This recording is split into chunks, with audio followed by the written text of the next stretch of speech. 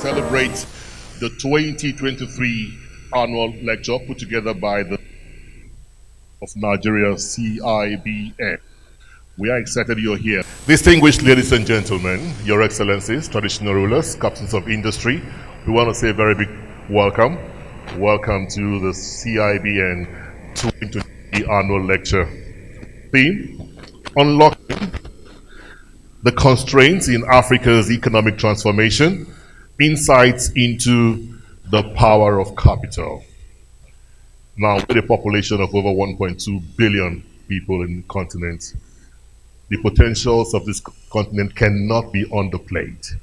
Rich in capital, human, and natural resources.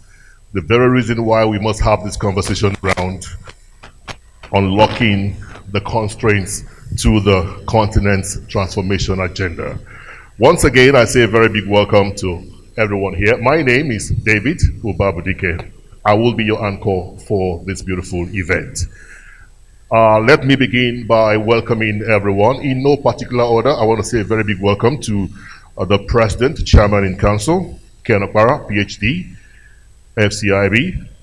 I also want to welcome the Chairman of the occasion, Mr. Adedotun Suleiman, MFR. A very big welcome to you. Distinguished guest, speaker of the event, Professor Benedict Okechukwu-Orama, CON, FCIB. It's a big pleasure seeing you in person, sir. Very big welcome. I also want to acknowledge the presence of guest of honor, His Excellency Andy Yuping Liu, representative, Taipei Trade Office. So good to have you with us this beautiful day. The Managing Director of NDIC, Mr. Hassan Bello, FCIB, and the Executive Director of the NDIC, ably represented. Welcome, gentlemen. The President, CIBN, Pius Deji Olarewaju, PhD, FCIB, you are highly welcome to the event this beautiful morning. The National Treasurer, CIBN, Mrs. Mojisola Asieru Bakare, FCIB. Registrar, CEO, Akin Morakio, HCIB. Welcome, gentlemen. Highly revered past presidents of the institutes here present. Chairman, Body of Banks CEO, Dr. Ebenezer Onyago, FCIB. A very big welcome to you. The Chairman of the 2023 CIBN Annual Lecture Implementation Supervisory Committee and Group and Managing Director CEO Fidelity Bank PLC, Mrs. Nneka Onyeli Ikpe, FCIB. Welcome to this event this morning. Members of the CIBN Annual Lecture Implementation Supervisory Committee, Chairman, Managing Director CEO, banks and other financial institutions, we say a very big welcome. Distinguished members of the Governing Council of CIBN, we also welcome you this beautiful morning. All special guests here present, captains of industries and leaders of thoughts, the past registrars, chief executives of CIBN, our regulators, directors of CIBN and the NDIC, we say a very big welcome. I see some of you here. I also want to say a very big welcome to the eminent members of the diplomatic community, DGs and MDs, CEOs of ministries, departments, agencies, presidents of professional bodies here present. You are very welcome to this August event. Fellow associates, honorary senior members of microfinance, certified bankers, and all other categories of memberships of the CIBN. A very big welcome. Members of the academia, we see you here. You are also welcome. Eminent members of the banking community, management and staff of CIBN, esteemed audience joining us on the virtual platform from across the globe, a very big welcome. I also see some traditional rulers here. I say a very big welcome to all of you as well. Gentlemen of the press, my constituency, welcome. Distinguished ladies and gentlemen, a very big welcome to all of you. I think it's a perfect place to give ourselves a round of applause. In spite of all the challenges that the nation's economy is faced with, we could still make it here. and still have some smiles on our faces, I think we should at least applaud ourselves for being here. We made it here. Welcome, welcome. At this point in time, I invite the President and Chairman of Council, CIBN, Ken Akbara, PhD, FCIB, for the opening remark. Can we put our hands together for the President?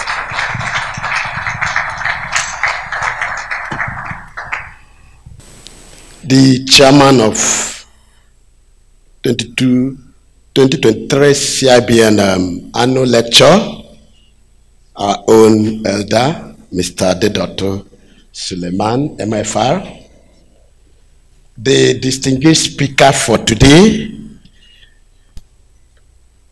of 2023 annual lecture, Professor Benedict Okechukwu Orama, CON, FCIB, the Managing Director of NDIC,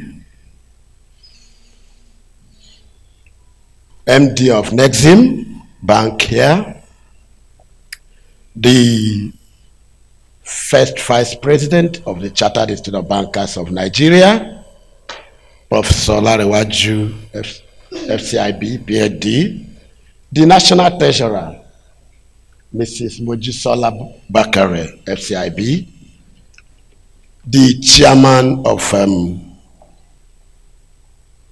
Body of Past President, represented here, and other members of our referred past presidents that are here present, Chairman of Body of Bank CEO, Ebenezer Onyagu, the Chairman of CIBN Annual Lecture, Implementation and Supervisory Committee, and the Group Managing Director of Fidelity Bank, Mrs. Onyal Ibe. Captains of industries that are here, royal fathers, the Christian communities, the Muslim and the spiritual fathers that are here present, managing directors of banks,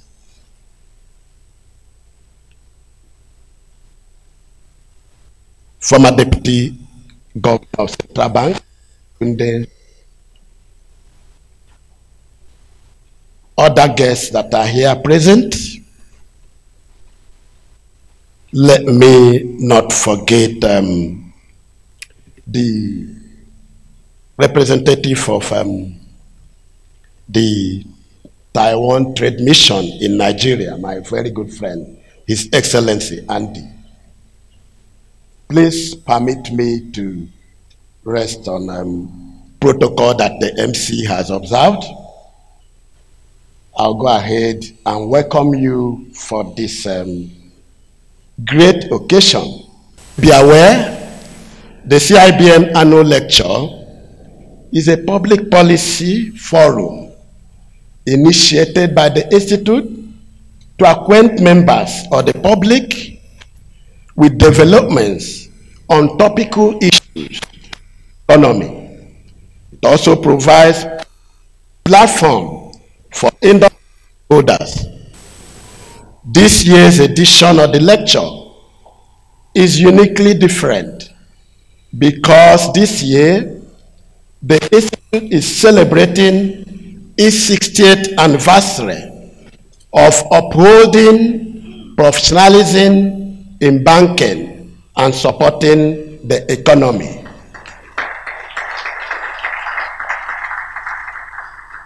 Therefore, the choice of the guest speaker is very deliberate, and I'm sure that the attendance today speaks to it.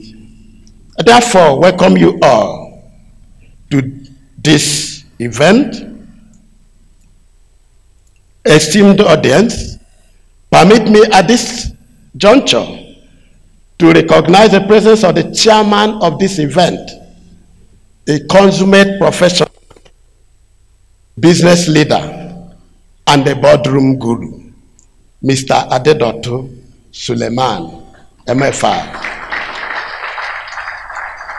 He serves as the chairman of board of companies, including Cadbury. We are very proud of you.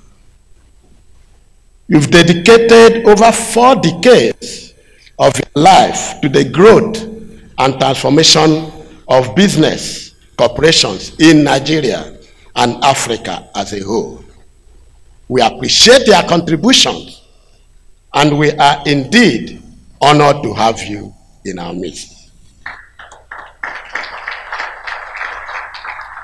Distinguished guests, the lecture of today, titled Unlocking the Constraint to Africa's Economic Transformation, Insights into the Power of Capital, will be delivered by our distinguished guest speaker, His Excellency, Professor Benedict Oke-Orama, CON, SCIB, President and Chairman, Board of Directors, African Export-Import Bank, Afrexim.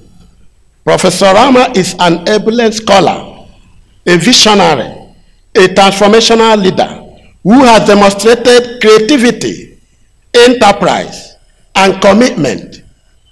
Ladies and gentlemen, under his watch, Afrexim has become a foremost driver of economic transformation through implementation of the African Continental Free Trade Agreement (AFTA).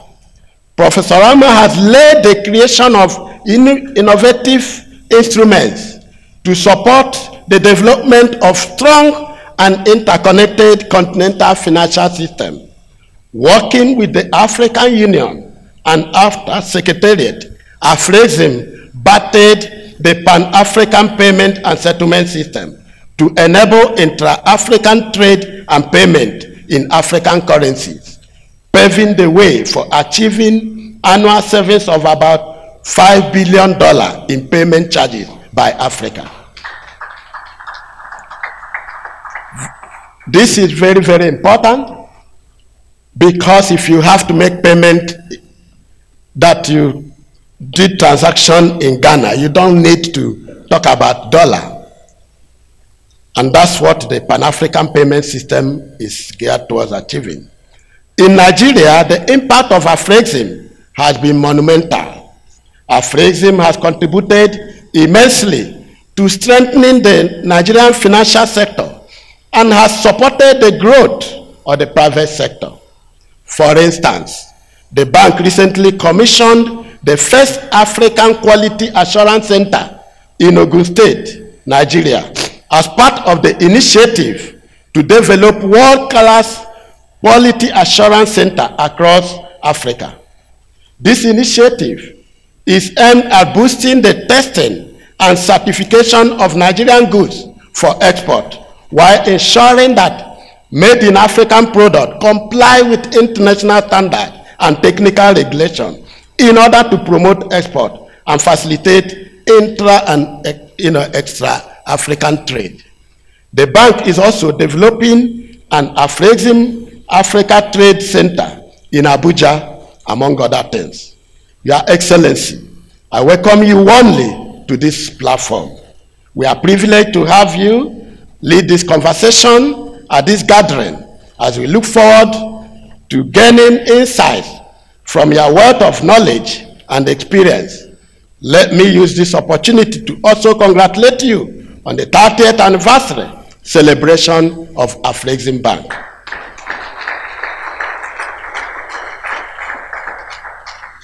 Distinguished ladies and gentlemen, you will agree with me that the theme of this lecture is appropriate and could not have come at a better time than this, when our country is undergoing transition and is in dire need of ingenious solutions to the various challenges confronting the economy.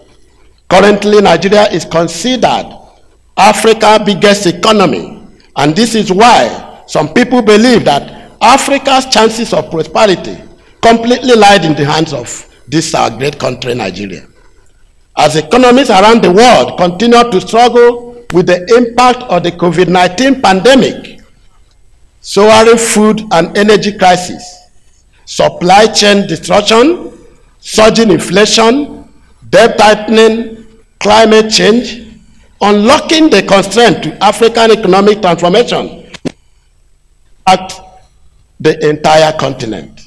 As you may already know, the African continent represents 20% of the Earth's surface and is home to about 1.3 billion people, which will likely reach 2.5 billion by the year 2015. It boasts of 60% of the world's arable lands, large swaths of forests, 30% of the world reserve of mineral, and the youngest population in the world. Despite these riches and impressive demography, many African countries are still characterized by widespread poverty and inequality, coupled with mixed effects of limited access to quality education, health, nutrition, technology, funding, and innovation. Failure to tackle this issue could deprive a whole generation of Africans the opportunities to maximize their potential. This implies that Africa needs to invest heavily in human capital, education, skills, and entrepreneurial development to ensure that its citizens have the knowledge and skill to drive economic growth and development.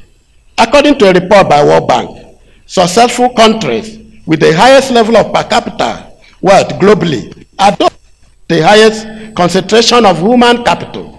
Therefore, the tide of Africa's brain drain must be reversed by creating a world-class education and research infrastructure that will keep the best minds in the continent, so that we will prevent the so-called the Japa syndrome.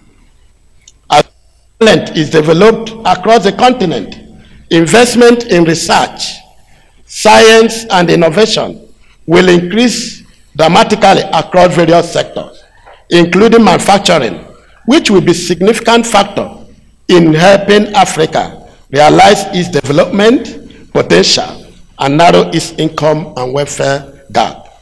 To reposition Nigeria and indeed Africa on the path of economic growth and unparalleled transformation, the criticality of capital cannot be overstressed.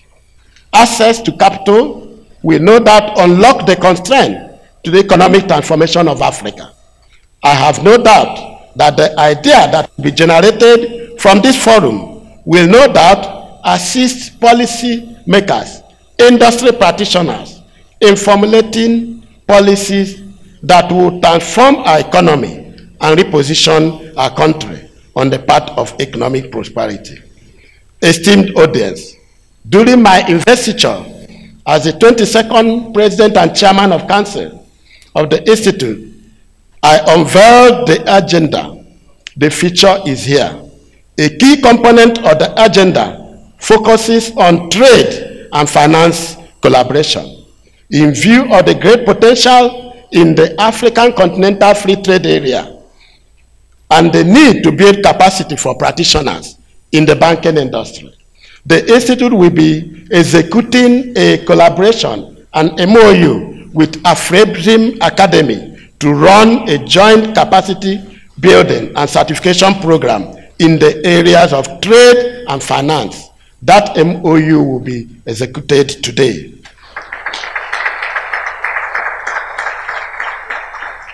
It's also instructive to know that the banking industry is setting up a $20 million human capital fund for the purpose of grooming and nurturing a pool of agile, innovative, market-ready workforce for the Nigerian banking industry.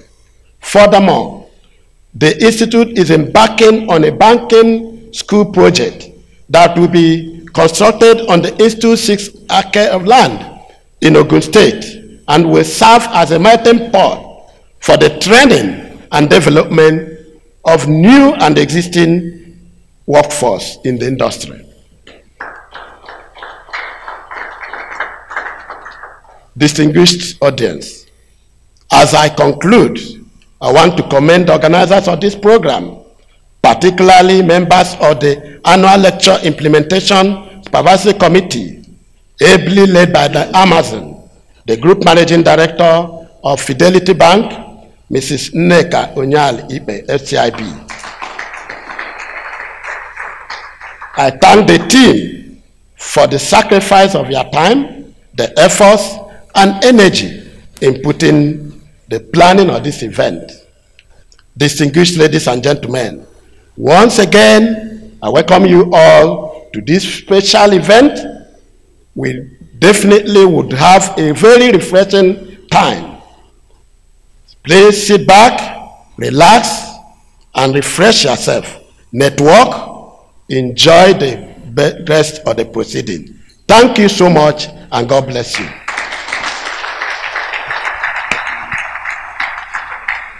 you so very much. Can we still put our hands together for Mr. President? Thank you. Thank you. You know, I had the privilege of reading through the resume of the keynote speaker, the lecturer for today. And I must say to you that let's get our notepads ready. It's going to be a loaded session this morning coming from Professor Benedict Rama. You know, I need advice right now. I don't know who can advise me on an issue that's bothered me all morning. My 7-year-old niece refused to go to school this morning, and I tried convincing her why she should go to school. And she says to me, "My teacher is confused." And I said, "How do you mean?" She says, "Last week he came to me and said 4 plus 4 is 8. The day after he says it's 7 plus 1. Afterwards he says it's 5 plus 3. She said, "I'm not going to school until my teacher decides which one is the addition for 8. So, you know, this is our generation. Let's put our hands together again for Mr. President. Let me just say a very big welcome to some of our past presidents. Again, I'm going to mention their name categorically. We have Mr. Femi Ekundayo, FCIB. A very big welcome, sir. So good to have you here. Professor Wole, okay, I hear we're expecting him. We have Dr. Shegun Aino, FCIB. Welcome, sir. And my very good friend, Dr. Ucholo, thank you so very much. So good to have you here again. I've also been informed that we have the chairman of the Economic and Financial Crimes Commission, EFCC, being represented by the Deputy Zonal Command of the Lagos Command, Mr. Emeka Okoroji. I hope I got that right. Thank you so very much for being a part of this event. Can we quickly invite Mr. Adedotun Suleiman, MFR, Chairman, Board of Directors, Cadbury Nigeria Limited, PLC rather, for a special remark on the occasion. Let's put our hands together for the Chairman of the occasion. Let's keep the clap coming until he steps on the podium. These are pace setters. These are captains of industries. Welcome, sir. It's so good to have you this morning. Mr. President of the Chartered Institute of Bankers of Nigeria, past presidents, distinguished ladies and gentlemen, and most especially our guest lecturer for today. Good morning. It's a delight to be here to chair this lecture. It didn't take too much convincing when I was told I would do this. I'm not really a banker, so when it's Chartered Institute of Bankers. But then I reflect that most of my career as a consultant was actually consulting the banking industry. Most of it. As a matter of fact, I was naive enough to think that I could run a bank. I actually did have that aspiration that when I retire from being a consultant, I want to sit on the other side of the table. Then something happened in 2005. The Soludo change happens, and then the complexity of the game changed totally. I just said, no, not for me. So I saved myself the trouble. And fast forward to today, I don't know whether I would like to be a banker. Because I reflect on what's been going on in banking, I'm asking myself, wow, it cannot be fun heading a bank. I mean, how can a bank that's been designed for 40 years, a systemically important bank in the United States of America, the most sophisticated market, unravel in 48 hours? How? How does that happen? As if that wasn't bad enough, less than a week later, what I thought was impossible happened.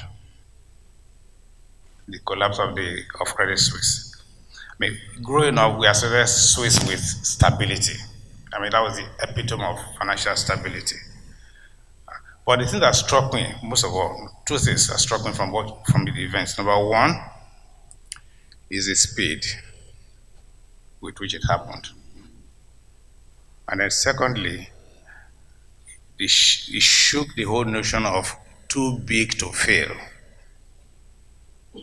I mean, if a bank was going to fail, I never thought it would be a Swiss bank.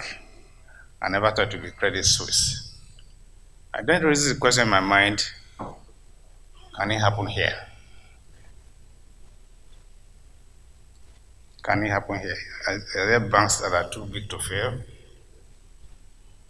And it's going to happen, will it happen like that, like it happened in the US? We don't know. But it's frightening.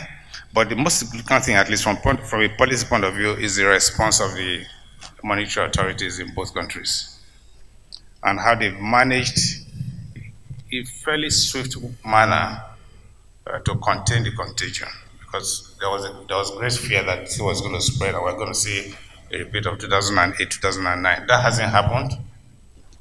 I don't think we're completely out of the woods yet, but we'll see how that happens. But I think there are one or two things we can learn as a country in terms of regulatory response to crisis. And I hope the relevant authorities have taken note. Now, this morning's lecture is not really about banking, it's more about capital.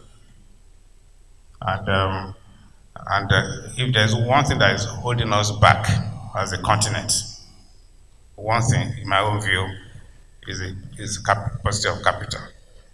We've all heard about the statistics, 1.2 billion people, 60% of arable land, and so on.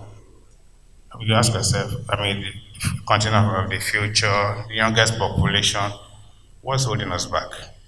In my view, one of the things that is holding us back is capital.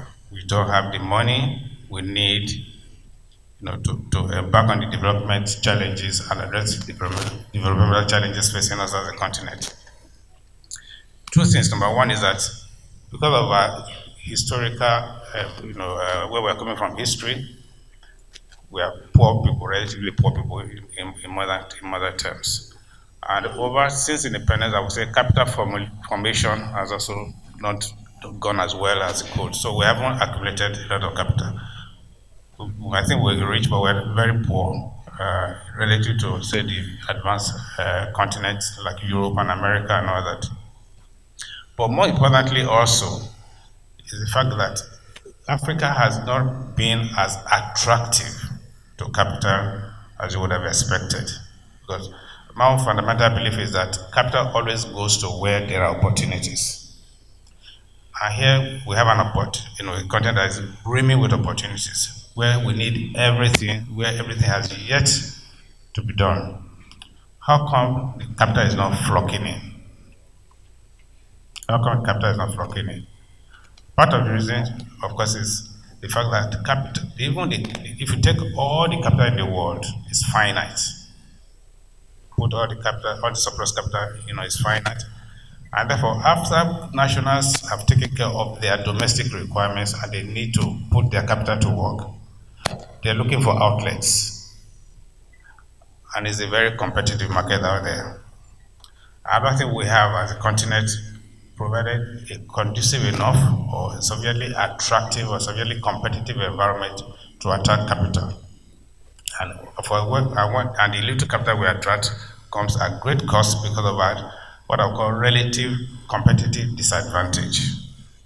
So it's a challenge for us as a continent, what to do to mobilize internally as well as externally the capital that we require to surmount all the developmental challenges that confront us as a people, as a continent. I think that's where the lecture this morning is particularly apt. And I just can't wait to listen to our guest lecturer. And today, to me, is not only about the lecture or the subject, but also about the lecturer. I read his profile while I was waiting for this event to get started, and I was kind of, let me say, I'm impressed, very, very impressed by all that you have done and all that you continue to do. I'm particularly impressed with the role you played in the formation of the African Free Trade Area Agreement. I'm very hopeful about the potential of that singular initiative. Impressed also with what you've done with respect to the payment system to promote intra-African trade so that we don't have to depend on a third-party currency. Many things that he's done. I think if it's anybody that is qualified to address the topic of today's lecture, is our guest lecturer. So what I would therefore do is just get out of the way so that we can take and listen to our guest lecturer for this morning. Thank you very much, and good morning again. Thank you very much, sir. Thank you very much. All right, the hour we have all been waiting for. I like the quietness. Yes, when you say the hour we've all been waiting for and everywhere just goes quiet, that means the expectation is quite high from the lecturer this morning. I like the fact that the chairman had begun interrogating the paper even before it is delivered.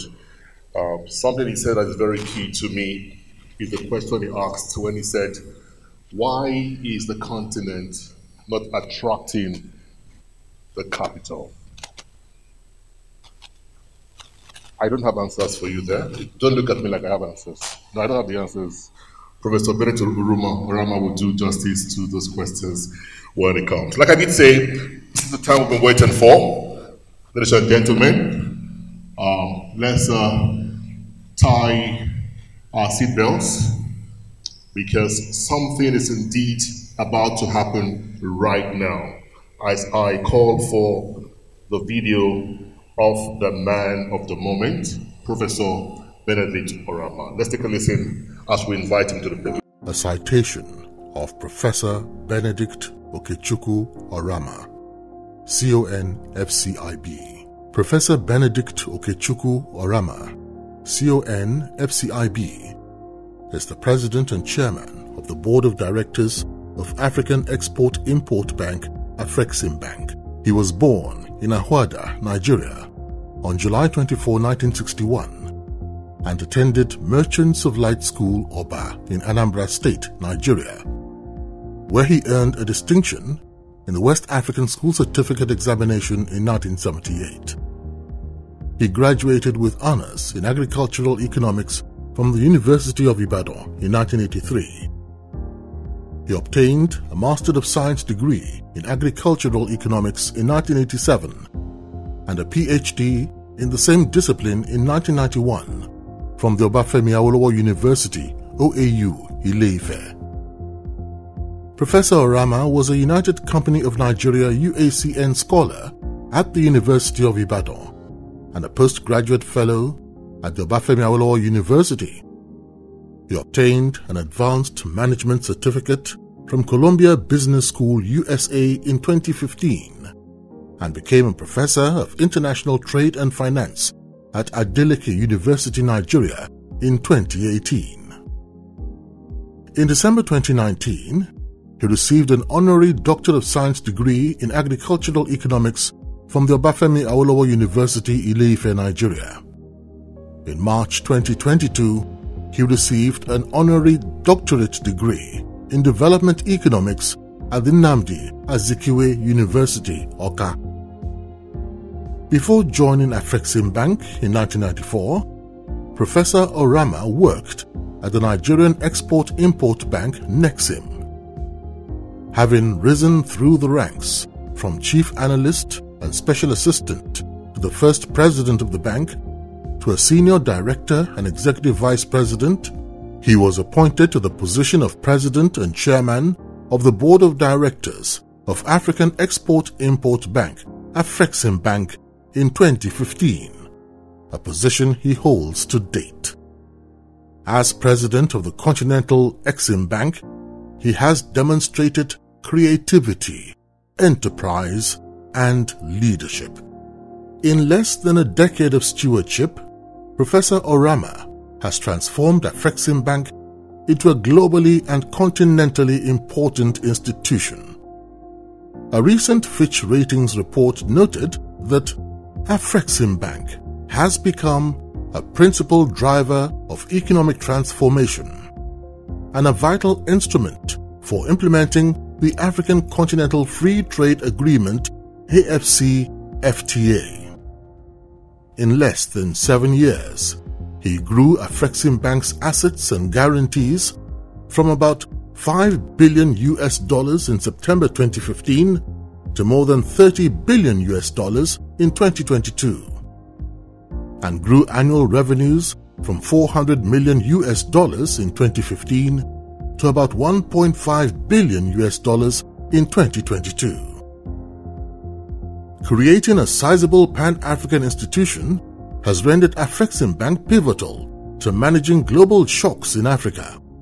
For instance, in 2016-2017, when the commodity crisis broke, Afreximbank disbursed over $10 billion into Africa and $2.2 billion into Nigeria.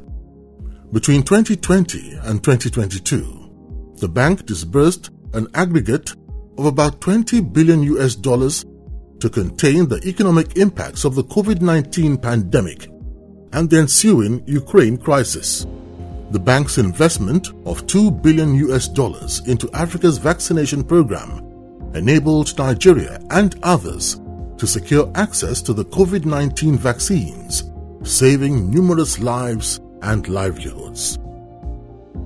Buoyed by a belief in the strategic importance of an Africa-controlled financial system, Professor Orama has led the creation of innovative instruments to support the development of a strong and interconnected continental financial system.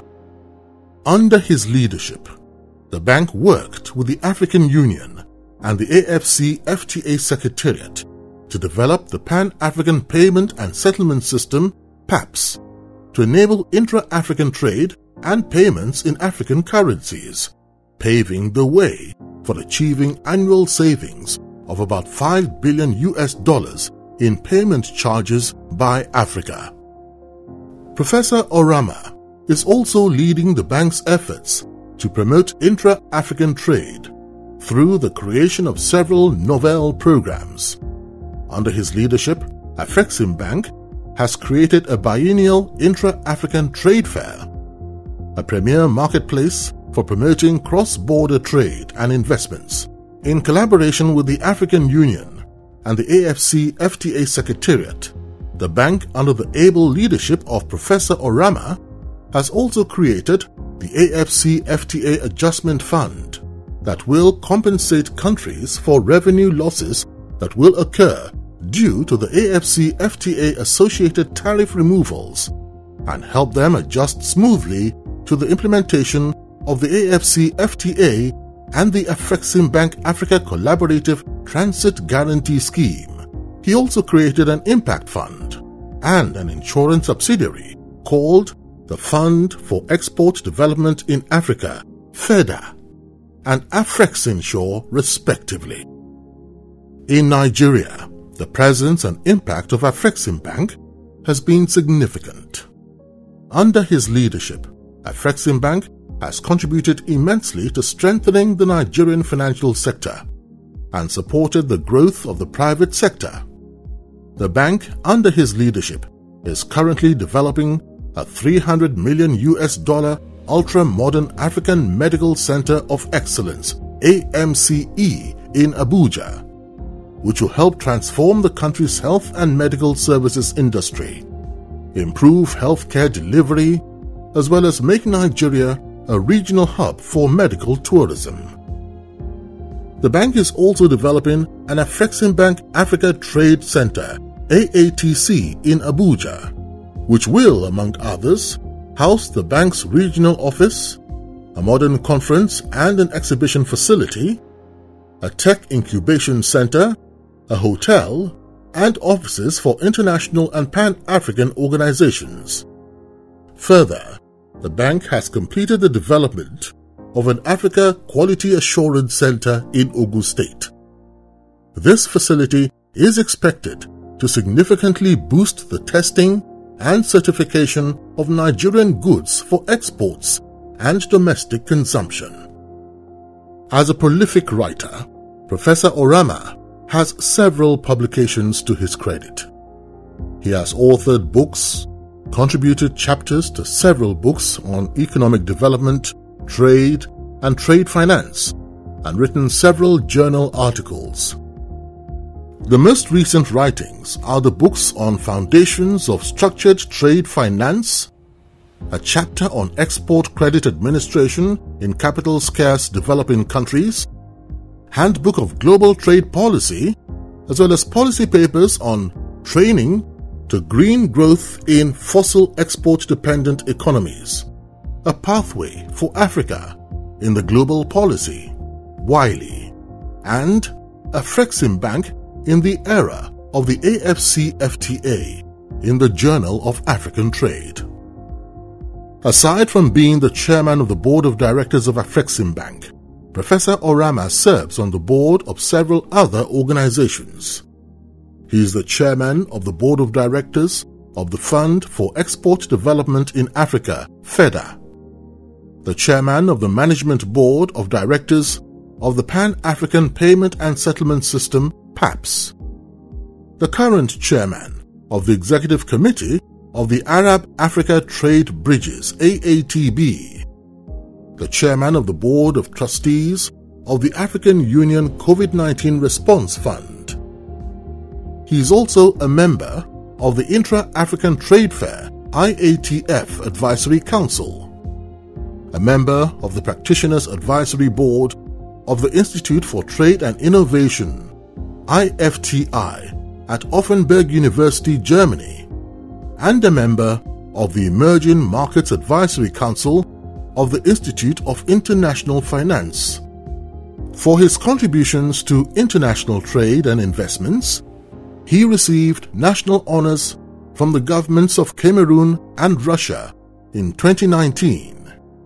In 2022, he was decorated with several awards, including the Leadership Person of the Year Award 2022 by the Leadership Magazine, Outstanding Visionary Financial Leader of the Year Award 2022 by GE7 Initiative, and the George Washington University Institute of African Studies African Energy Person of the Year in 2022 by the Africa Energy Chamber, African Banker of the Year Award 2017 and 2022, African Champion of the Year by the Africa CEO Forum 2022, African Bar Association Medal of Merit Leadership Award 2022, and the High Nigerian National Honor of Commander of the Order of the Niger, CON, by the Government of the Federal Republic of Nigeria.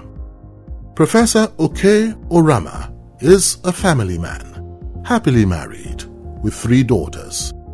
Mr. President, Chairman of Council, distinguished guests, it is my singular honor and privilege to present to you this visionary and transformational leader, a consummate professional, an outstanding member of the global banking community, a man with the Midas touch, an astute manager of men and resources, highly distinguished and an accomplished role model, Professor Benedict Okechukwu Orama, CON FCIB, to deliver the 2023 annual lecture of the Chartered Institute of Bankers of Nigeria.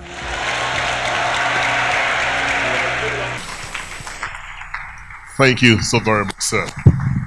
I'm going to seize the opportunity of a handshake before the lecture. Thank you for the cameras. Thank you very much, sir. Thank you very much, Master of Ceremony.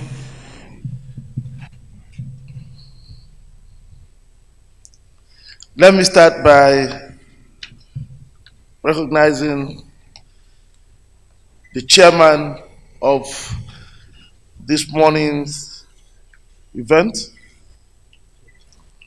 Mr. Suleiman Adedotun, the president of the Chartered Institute of Bankers of Nigeria, the past vice president who are here, and all the distinguished ladies and gentlemen who are here and who have been recognized when the Master of Ceremony established the initial protocol. I must say that the chairman of the occasion has done part of the job, just as the president of the Chartered Institute of Bankers, who spoke earlier, did. But I've been asked to speak, so I will complete what they started. I'm most grateful to my dear brother and friend, Dr. Ken Opara, for the nice words, and also to the chairperson who has spoken so eloquently about the subject matter of today's discussion. I'm most highly honored by the opportunity to deliver this year's annual Chartered Institute of Bankers of Nigeria lecture on a topic that has huge implications for Africa. And pardon me when I talk about Africa, because my job is about Africa, so I speak a lot about Africa. I thank the leadership of Cibn for going to great lengths to accommodate my rather complex schedule. I know that this lecture was rescheduled once. I apologize for that, but thank them for the honor of being able eventually to deliver it. The Chartered Institute of Bankers of Nigeria has an inviolable record of leading the debate on issues that matter to Nigeria and indeed Africa. I'm proud to be a fellow of the Institute.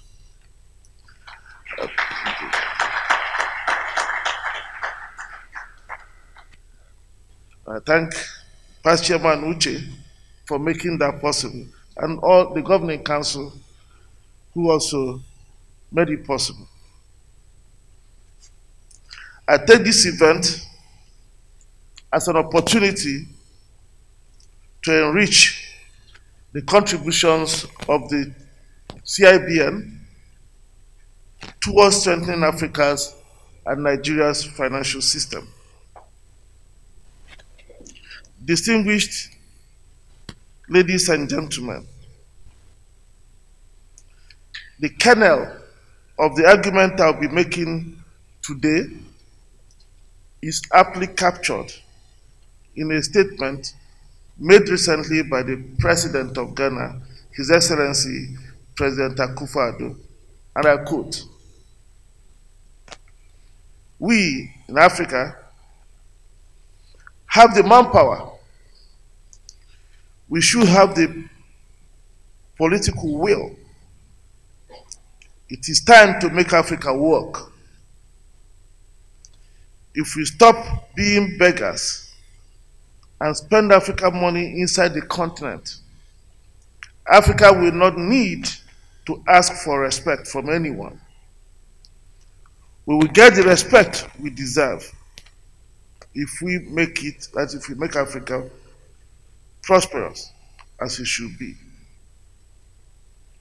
Respect will follow." Central to that seemingly ordinary but deep admonition is that we should quit our beggarly attitudes and strive to spend Africa's money inside Africa if we hope to achieve prosperity and earn the respect we all deserve. That thesis throws up two critical questions that set the stage for my presentation today. First, why are Africans still hooked on grants and begging all the time, despite over 60 years of independence? Second, why is African money spent outside Africa, and by who? Africa's development experience has proven beyond any doubt that grants cannot finance prosperity, that we cannot spend what we do not control, and that ownership of resources does not necessarily translate to their control. In other words, an owner of a resource may actually beg the controller of that resource to grant him or her access to that resource. I call this humiliating situation that Africa finds itself in the poverty in wealth paradox. It is no wonder that although Africa has foreign exchange reserves amounting to about $500 billion, about half of Africa's external debt today, stashed away in foreign banks, the same African countries, owners of these funds, cannot easily borrow them from the same foreign banks that hold the resources, sometimes on the excuse of country risk or compliance complications, issues that are never mentioned when the funds are being deposited in the first place. It is in the context of the foregoing that the topic of today's lecture, Unlocking the Constraints to Africa's Economic Transformation, Insights into the Power of Capital, is apt and opportune. Without a doubt, capital represents the foundation on which a viable economic transformation can be built. I think our chairman emphasized this when he spoke. I will quickly add that while ownership of capital is necessary, it is its control that provides the sufficient condition for capital to become an effective factor of production that can deliver development. Your Excellencies, distinguished ladies and gentlemen, it was the economist Robert Solow who in 1956 reduced the question of the drivers of economic growth to a simplified model that specified that output was a function of labor and capital. The equation was simple but profound when it was set out, and perhaps even explains why slavery ended. Theoretical explanation to that, as well as the colonial strategy that deindustrialized Africa. I will explain. The first industrial revolution, led by Britain, began in the mid-1700s. Machines began to replace labor in the production of textiles and other goods. Production also became aggregated, which fostered efficiency gains. But nonetheless, cheap labor hitherto provided by slaves became a competitor that had to be dealt with if the use of machines was to spread. Accordingly, agitation to abolish slavery began a few years after, culminating its abolition by Britain in 1808. And as the superpower of the time, Britain enforced that abolition around the world. We must all therefore realize that it was economics that ended slavery and not a sudden fear of God. So, the end of slavery was a classic case of the struggle between labor and capital, and which owners of capital won over the owners of slave labor. Even after the end of slavery, that struggle continued in Europe, leading to the emergence of socialism, fueled by the work of Karl Marx in 1867, titled The Capital. In that hugely consequential work, Marx argues that, I quote, "The motivating force of capitalism is the exploitation of labor whose unpaid work produces surplus value."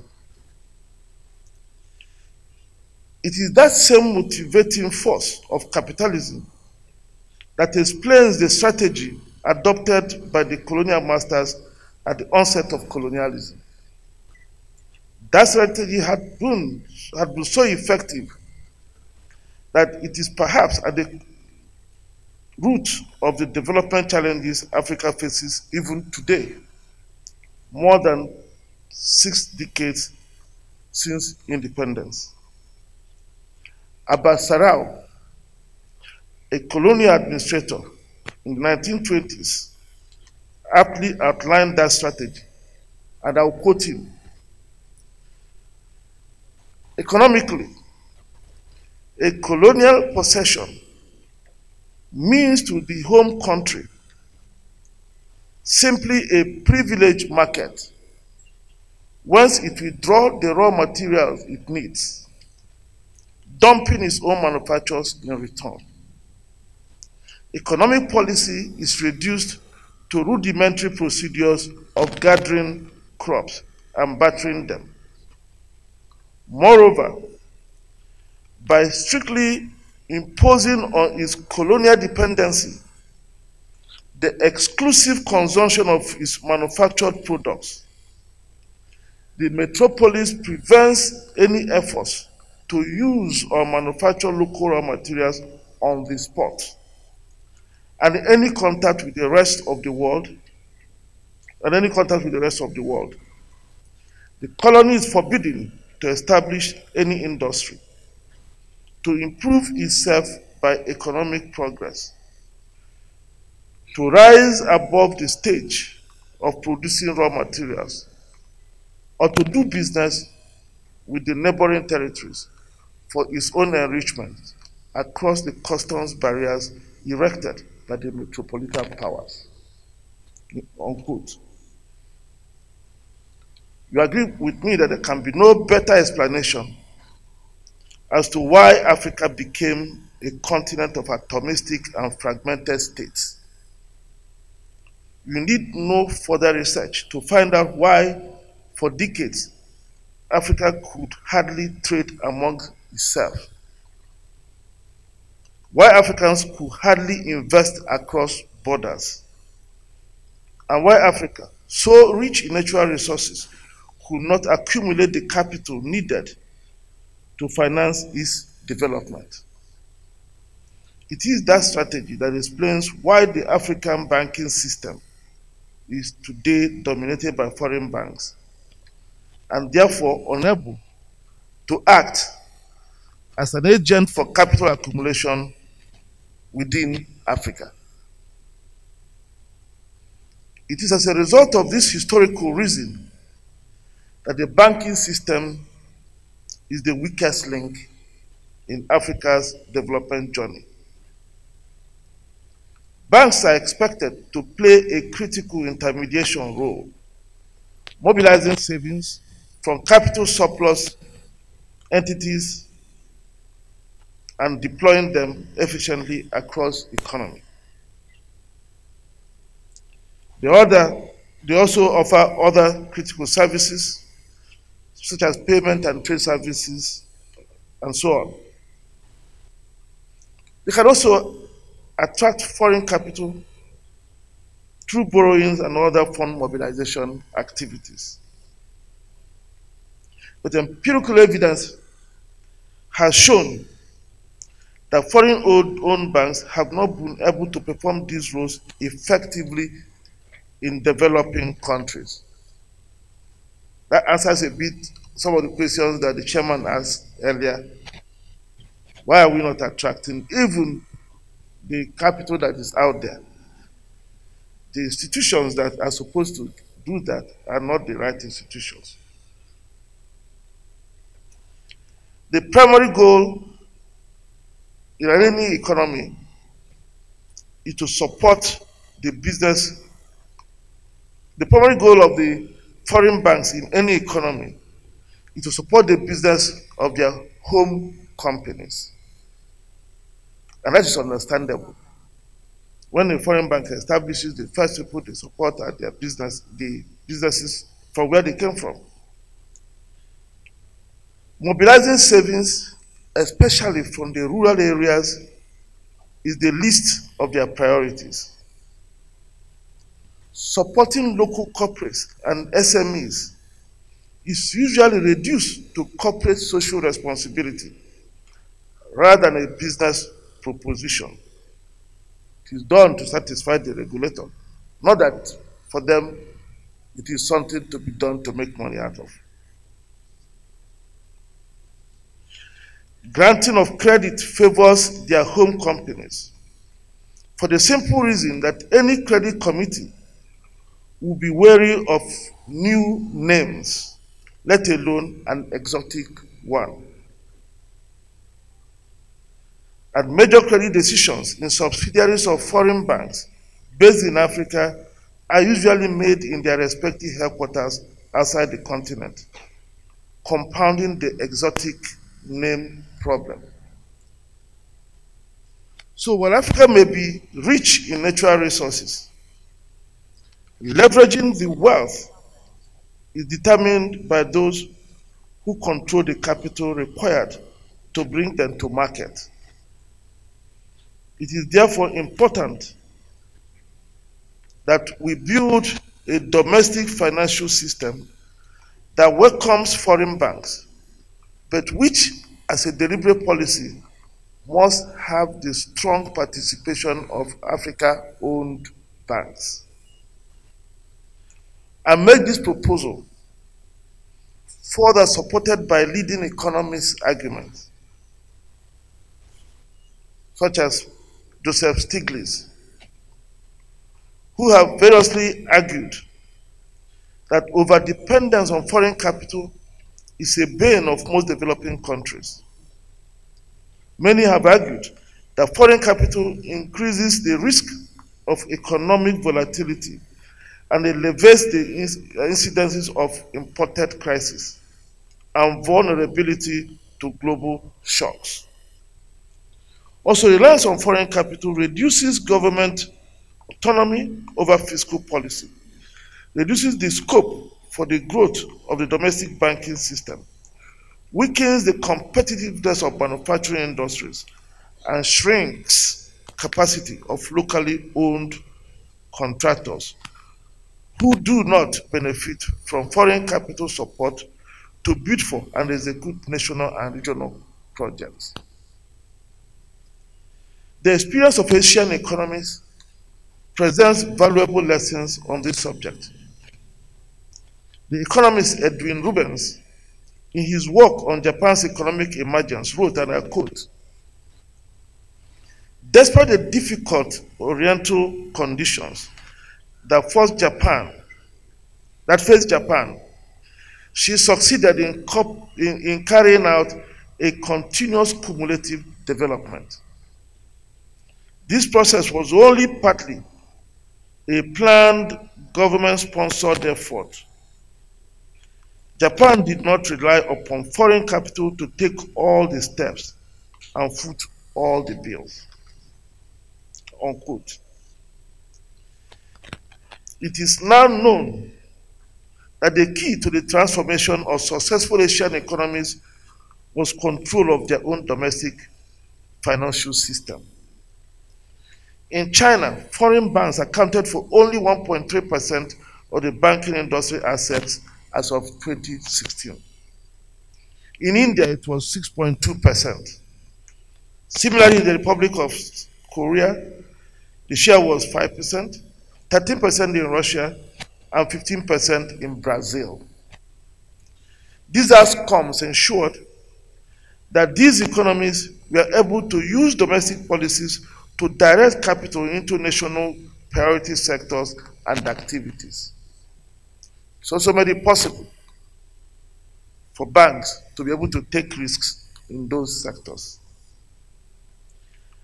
Another critical factor that catalyzed the success of Asian economies is the creation of sizable and well-capitalized special development finance institutions, the so-called policy banks, that acted as superstructures that massively supported economically impactful projects and sectors.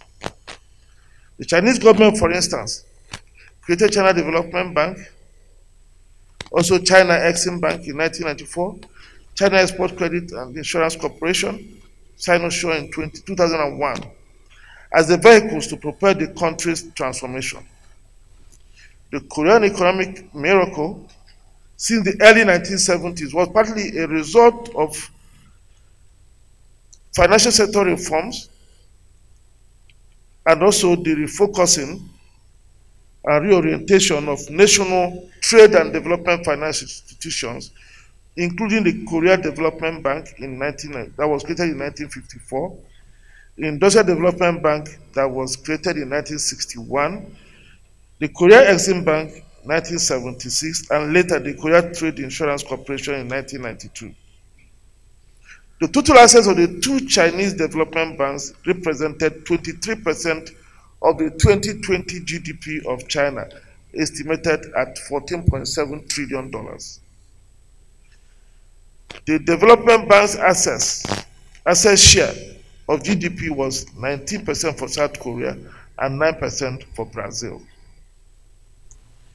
The experience of African countries has been different from those of the Asian economies. Since the era of the colonial rule, foreign capital has been a dominating force in Africa, increasing in intensity after the introduction of the IMF-sponsored structural adjustment program that led to the liberalization of the financial sector of most African economies between 1980s and early 2000s. With that liberalization, nation development finance institutions were largely shut down, while inflation wiped out the capital of domestic banks, paving the way for foreign banks to fill the void.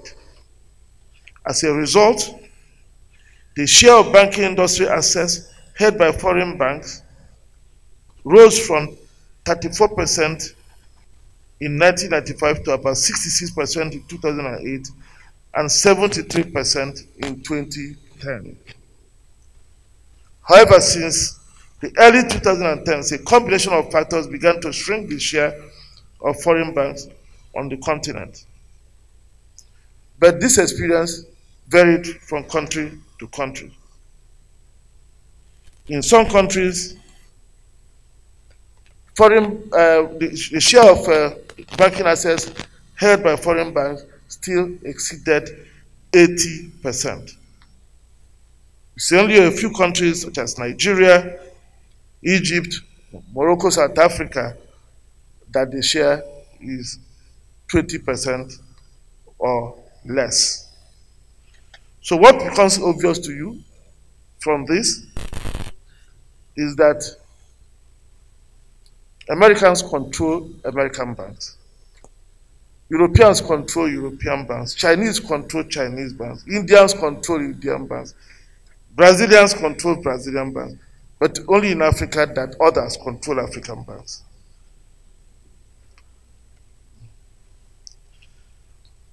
Despite recent gains, Africa's financial system remains small, fragmented, and weak relative to other regions. African multilateral financial institutions are also among the least capitalized among peers in the global financial system. The 5 regional continental financial institutions hold combined capital of $17 billion, which is only 0.7% of Africa's 2020 GDP.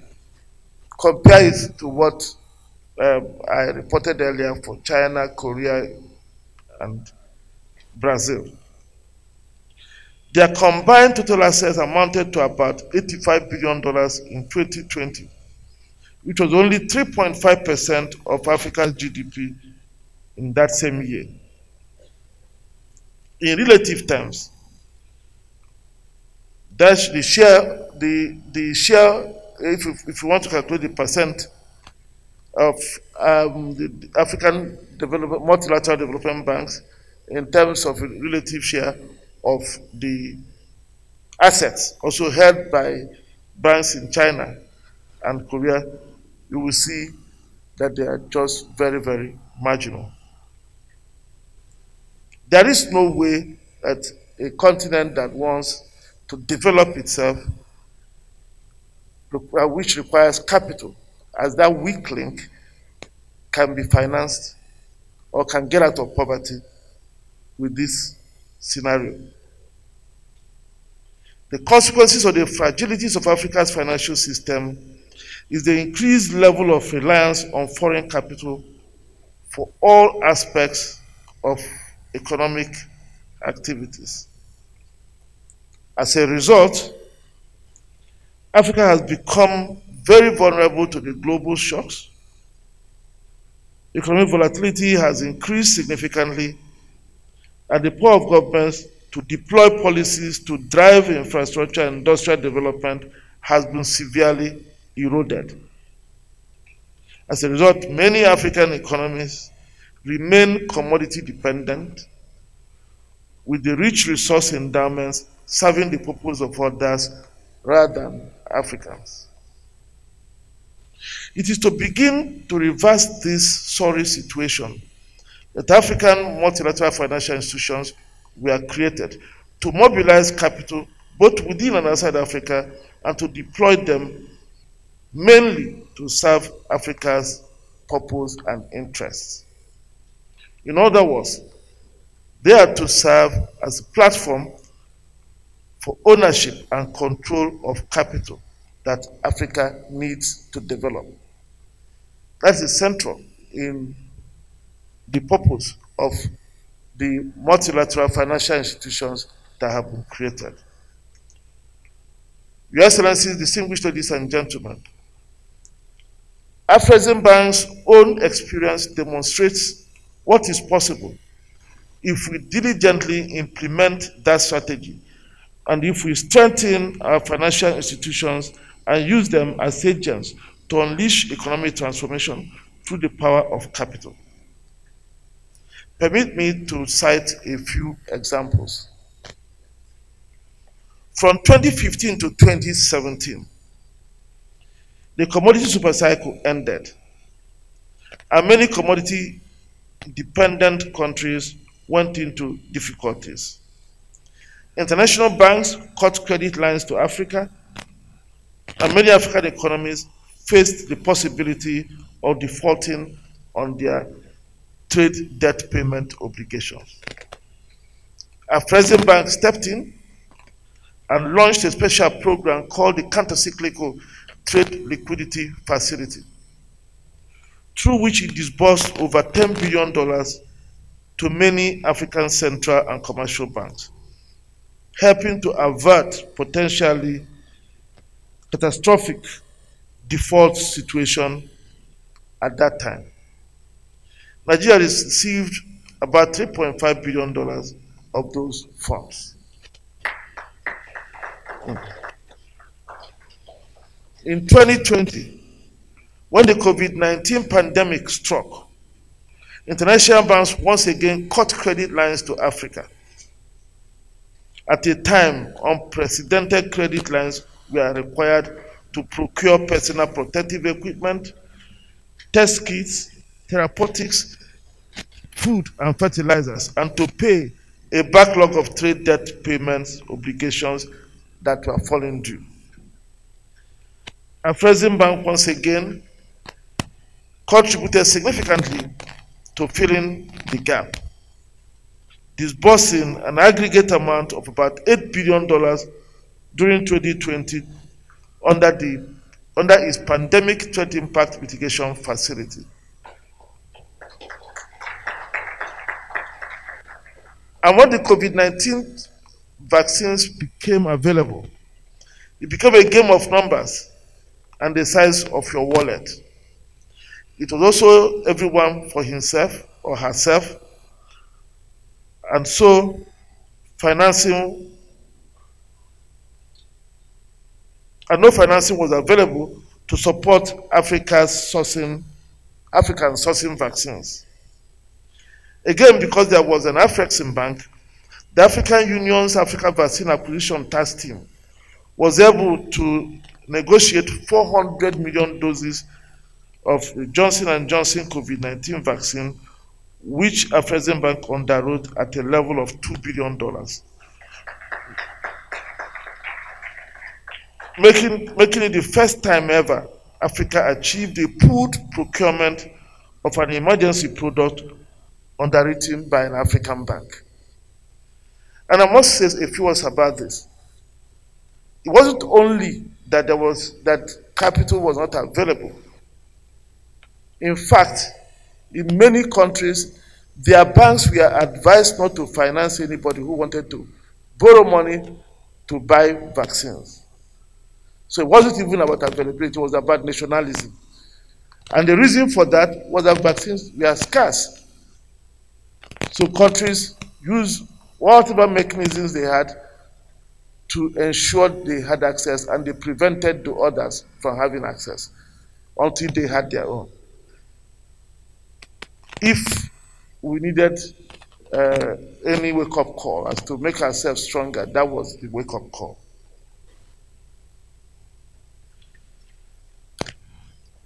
And in a few months, the Dangote refinery and petrochemical plant will become operational, becoming the largest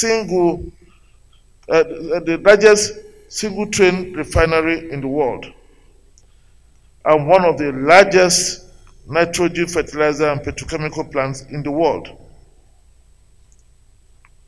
That more than $14 billion project has advanced in a most difficult time because Afreximbank and Nigerian banks backed it.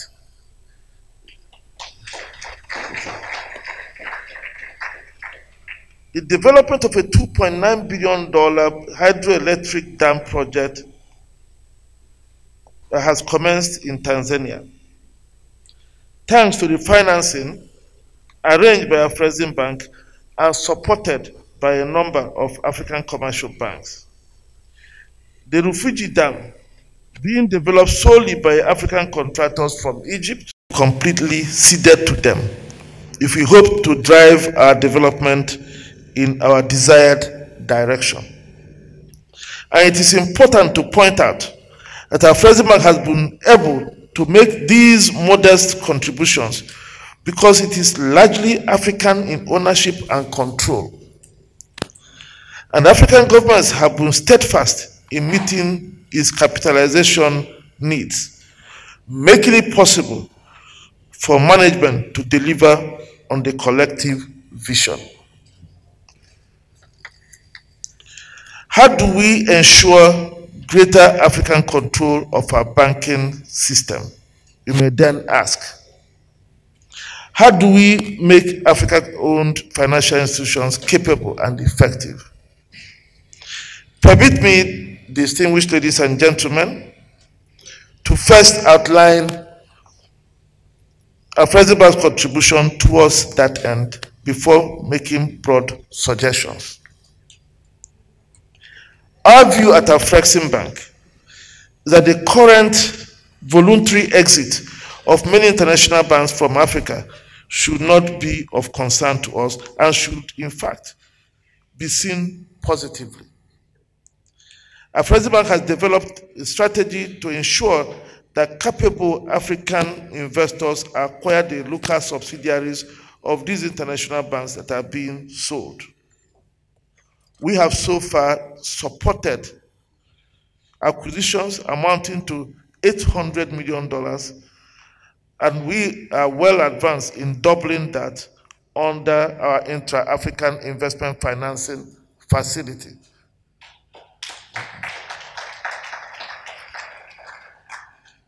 Ensuring that capable African entities, preferably operating banks, acquire these subsidiaries will lay the foundation for African banks to effectively play their wealth-creating roles on our continent. Afreximbank has also expanded and intensified its lines of credit and trade services offerings, designed to support local banks to properly serve their clientele. We have made sure that that becomes universal, targeting about 500 of the 600 regulated African banks. Our aim is to grant trade services lines of up to $8 billion under the Afreximbank Trade Facilitation Facility. We are also intensifying efforts towards mobilizing African foreign exchange reserves and using them to support Africa better. We created the Africa Resource Mobilization Unit, which implements our central bank deposit program and other deposit mobilization activities from African sources. An aggregate amount of about $33 billion have been mobilized since 2017, when we started this effort. It is still a paltry amount considering the almost $500 billion Africa holds in the foreign exchange reserve. But we think it's a good beginning. We have also deliberately used this instrument to better diversify our sources of liability so that we are not 100% dependent on outside markets. Today, from almost 100%, we now have African sources contributing about 33% of our liabilities. Repo markets exist in Europe, the US, and many other markets to support trading, to support the trading of their bonds, including Euro bonds. Africa had historically lacked that infrastructure, with the consequence that Euro bonds issued by African entities are priced below what their peers attract. This is about to change, as Afreximbank, working with the UN Economic Commission for Africa, has established a repo window called the Liquidity and Sustainability Facility. Working with the Bank of New York, Mellon, and Citibank, the first deals were done late last year, and activities are gradually ramping up. It is a vital financial market infrastructure that may over time support local bond issuances, strengthen our debt capital markets, and give us better control over our capital. We also believe that it is strong African currencies that can sustain a viral and vibrant African banking sector. The Pan-African Payment and Settlement System presents an instrument that will domesticate all intra-African trade payments, which will serve to strengthen African currencies.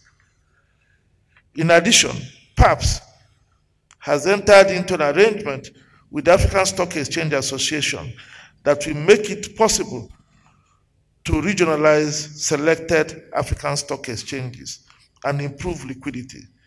This will make it possible for listed African banks to attract investments from across Africa, which will help strengthen their capital base. Training, capacity building, and advocacy are instruments the bank is also deploying to strengthen Africa-controlled banks, because excellence in management is a critical success factor for the banking system we deserve. Beyond all of these, distinguished ladies and gentlemen, more needs to be done at all levels to realize the ambitions of a well-functioning African financial system with strong participation of African-controlled and African-owned banks. At the continental level, the AFCFTA protocol on services should at some point consider the possibility of portability of banking licenses so that banks can operate across borders seamlessly. Banking regulations should also be harmonized. The goal should be to make every African bank a domestic bank anywhere they wish to operate. That way they can be stronger and compete better against foreign-owned banks. There's also the need to accelerate the creation of the African Central Bank, which will champion the continent-wide institutional reforms that will support an integrated banking and financial system. The African Central Bank project still faces hurdles. The draft protocol for the establishment of the Central Bank has yet to be submitted to the African Union Assembly. As the selected headquarters of the Central Bank, Nigeria should support the African Union champion for financial institutions, His Excellency President Nana Akufo-Addo of Ghana, in accelerating this project. African governments and central banks should also make deliberate efforts to strengthen their banking systems. Nigeria's experience in that direction can serve as a guide. The implementation of local content policies must be such as to support the use of local banks in implementing big projects within Africa. In addition, governments should consider creating national development finance institutions under a governance arrangement that minimizes government and political interference. It is important that those that are operating, in this case in Nigeria, Nexim, Bank of Industry, the Development Bank of Nigeria, that they are strongly and properly capitalized so that they can play their role as their peers are doing in Asia and other parts of the world. It's not enough to just create the institutions, but we must equip them if we want to make sure we use them to finance our development. Support for African regional financial institutions is also crucial, and that should be in the form of increasing their capital and also strengthening their management where necessary. Also, governments must promote strong local content regulations, as I mentioned, and the experience of Nigeria is something I think others should be made aware of so that they can adopt. Africa should wake up to the fact that there's no free lunch. Building a vibrant banking sector and taking control of our capital will cost money, and we must be willing to pay for it. and invest in it to realize the remarkable return it promises. This will require a deliberate decision to capitalize multilateral financial institutions in Africa, such as Afreximbank and other financial institutions. The benefits will be much more than the cost. Africa-owned banks who have an important role to play, also have an important role to play in the form of strengthening their management, mobilizing capital, and pursuing their commercial goals while bearing in mind the development imperatives of their being. I think commercial banks, while they make money, they must also understand that they are agents of development. African banks should collaborate more often, share information and knowledge, and be strong and engage in fair competition wherever they find themselves. And when African banks operate across their borders within Africa, they must make sure they avoid the paradox I mentioned. They must make sure they go in with local partners so that they can serve the purpose of the countries where they are located more effectively. As I conclude, please permit me to again thank the leadership of the Chartered Institute of Bankers for the opportunity of delivering this lecture.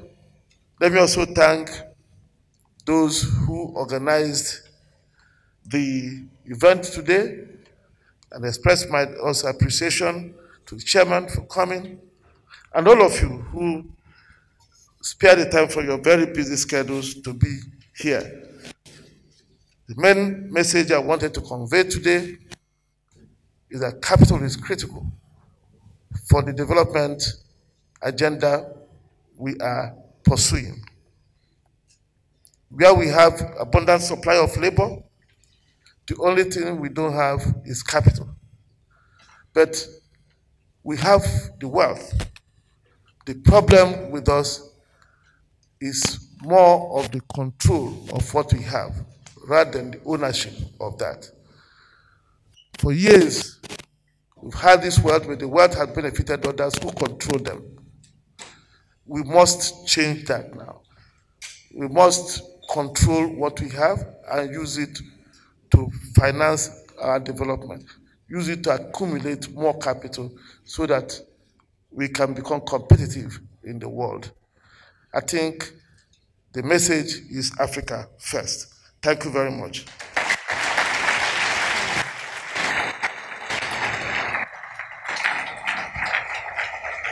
Thank you, sir. Let's keep the applause. Let's keep the applause. Let's keep the applause. Thank you so very much, Professor Benedict Orama. Wonderful, insightful, educating lecture, I must say. Thank you so very much. Thank you. We can all now sit. Thank you.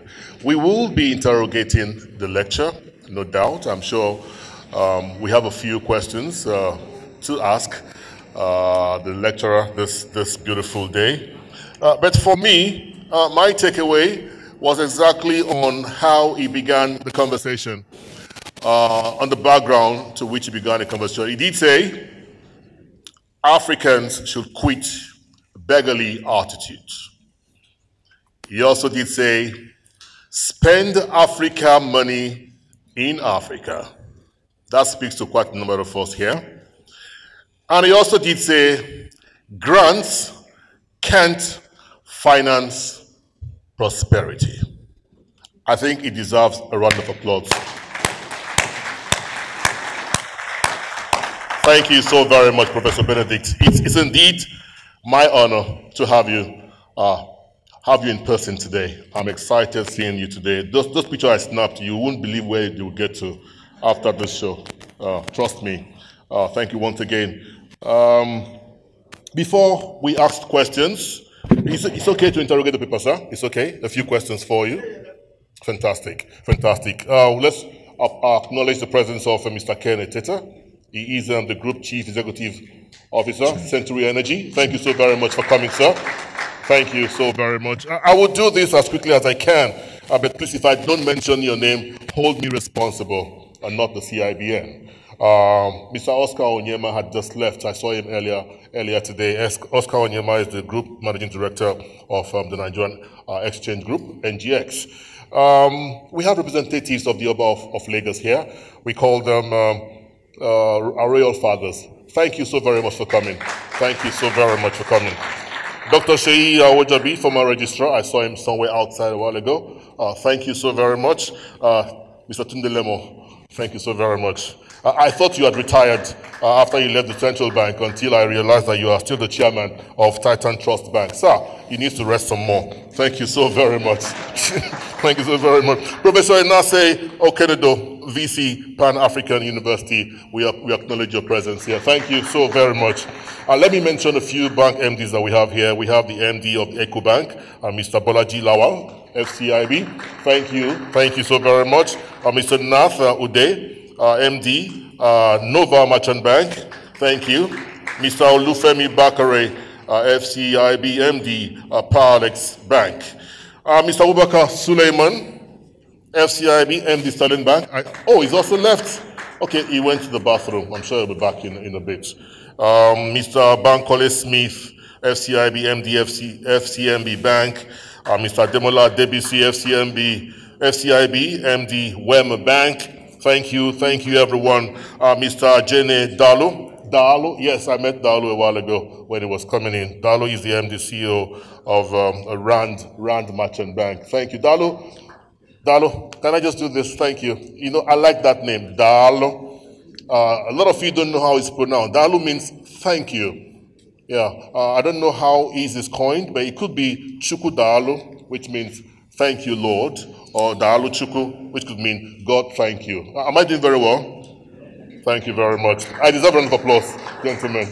Thank you. So at this point in time, I would call a few other names before the program runs to a close, but then we know that there will be questions. We know you have quite a number of questions, but for want of time, we have streamlined the questions to just about 3 individuals this morning, and in no particular order, with no preferential treatment, we have screened the numbers to just 3. Let me invite my father, my adopted father, Dr. Tunde Lemo. I'm sure he has a question for Professor Benedict Orama. Can we take the mic to Dr. Tunde Lemo? Yes, the mic is by you, sir.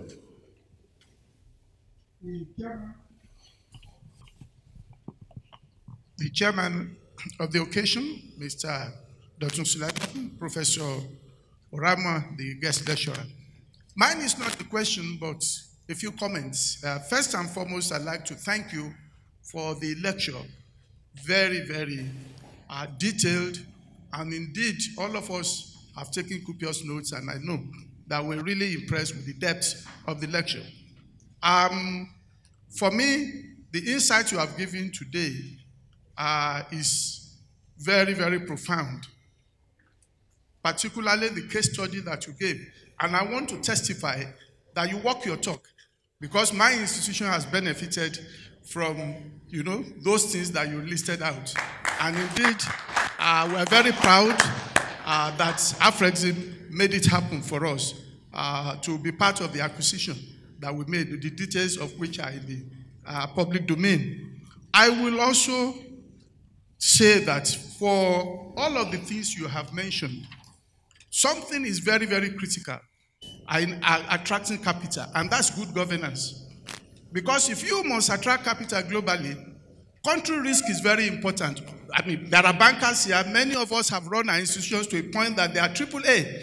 But when you get international rating agencies, they say they will not give you international rating that is superior to the country rating. So all of us must continue to carry out the advocacy that our fortune is tied to our country's fortune, so that we can be part of that change that we all need. And then, of course, the importance of capital also extends to the fact that we have embedded in Africa capital that cannot be used. I think it was the Peruvian economist, Fernando de Soto, that wrote the book, Mystery of Capital, where he said that if we would look back, and this goes to many of us here, bankers, and ensure that we decouple this and we securitize most of the things we have, it will be easier for us to access capital. And thirdly, Nigerian banks are doing well, and I thank God for my former boss, Professor Soludo, who led that initiative to ratchet up capital. I'm proud to have been part of that initiative.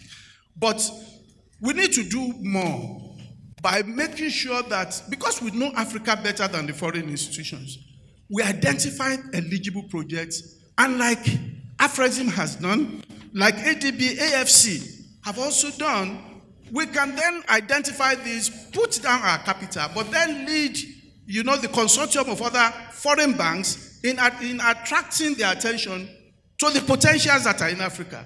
They are over there, they can't see the details as much as we see it. So if we can incubate many of those projects, they will largely be above our capital threshold, but then we can lead out in ensuring we make that. And once again, thank you very much, Professor Ben Orama, for the leadership role you're playing in deploying capital to Africa. And I believe that we are listening, we've taken copious notes, and we'll also follow suit. Thank you. Thank you so very much, Dr. Tundelemo. That wasn't the question, it was an intervention. So, Prof, you are not obliged to respond to that. Let me invite Professor Enase Okenedo for a question, if she's still here. Professor, please get the mic across to Prof. Thank you. If you oblige me, Prof, let's make it as brief as possible. Okay. Thank you very much. Thank you very much. Just to join in commending our guest lecturer this morning for a most enlightening lecture in which you have emphasized the power of capital to unleash Africa's economic transformation. I noticed that when you were making your speech, you did end with specific policy suggestions, but recognizing that across Africa the needs are varied, I wonder whether you could speak a bit as to what can be prioritized on the macro level in terms of your suggested interventions, which cuts across, of course, the financial resources, but also we have the policy reforms that are essential to deepening and strengthening the financial system, and then human capital. On a macro level, for the desired transformation to unleash capital, what should be prioritized? Thank you. Thank you so very much, Prof. Thank you so very much. And finally, let me invite Mr. Femi Ekundayo, FCIB, for his question or intervention. Thank you for the opportunity, Mr. President, and distinguished participants, with particular reference to our special guest speaker. My name is Femi Ekundayo, the past president of CIBA. And I'd like to place on record my sincere appreciation of the guest speaker, particularly when we see Nigerians making Nigeria proud across the globe. We are very proud of you. Thank you very much. Prof, mine are just two basic questions.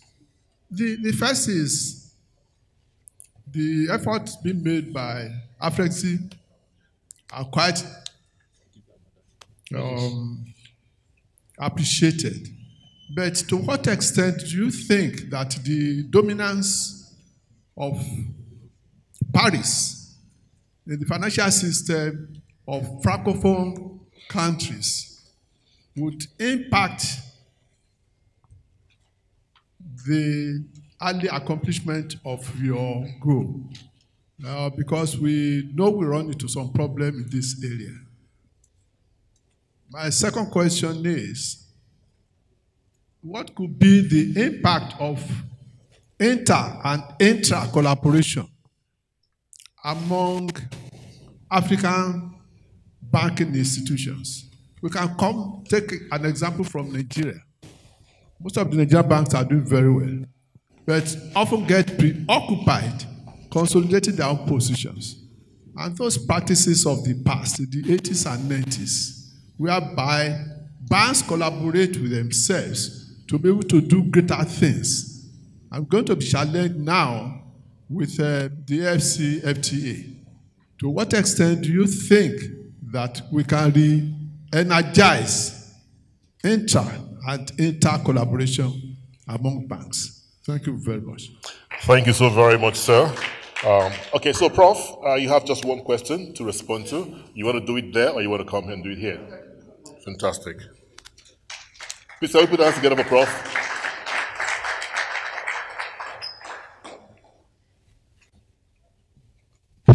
Well, thank you very much for those questions.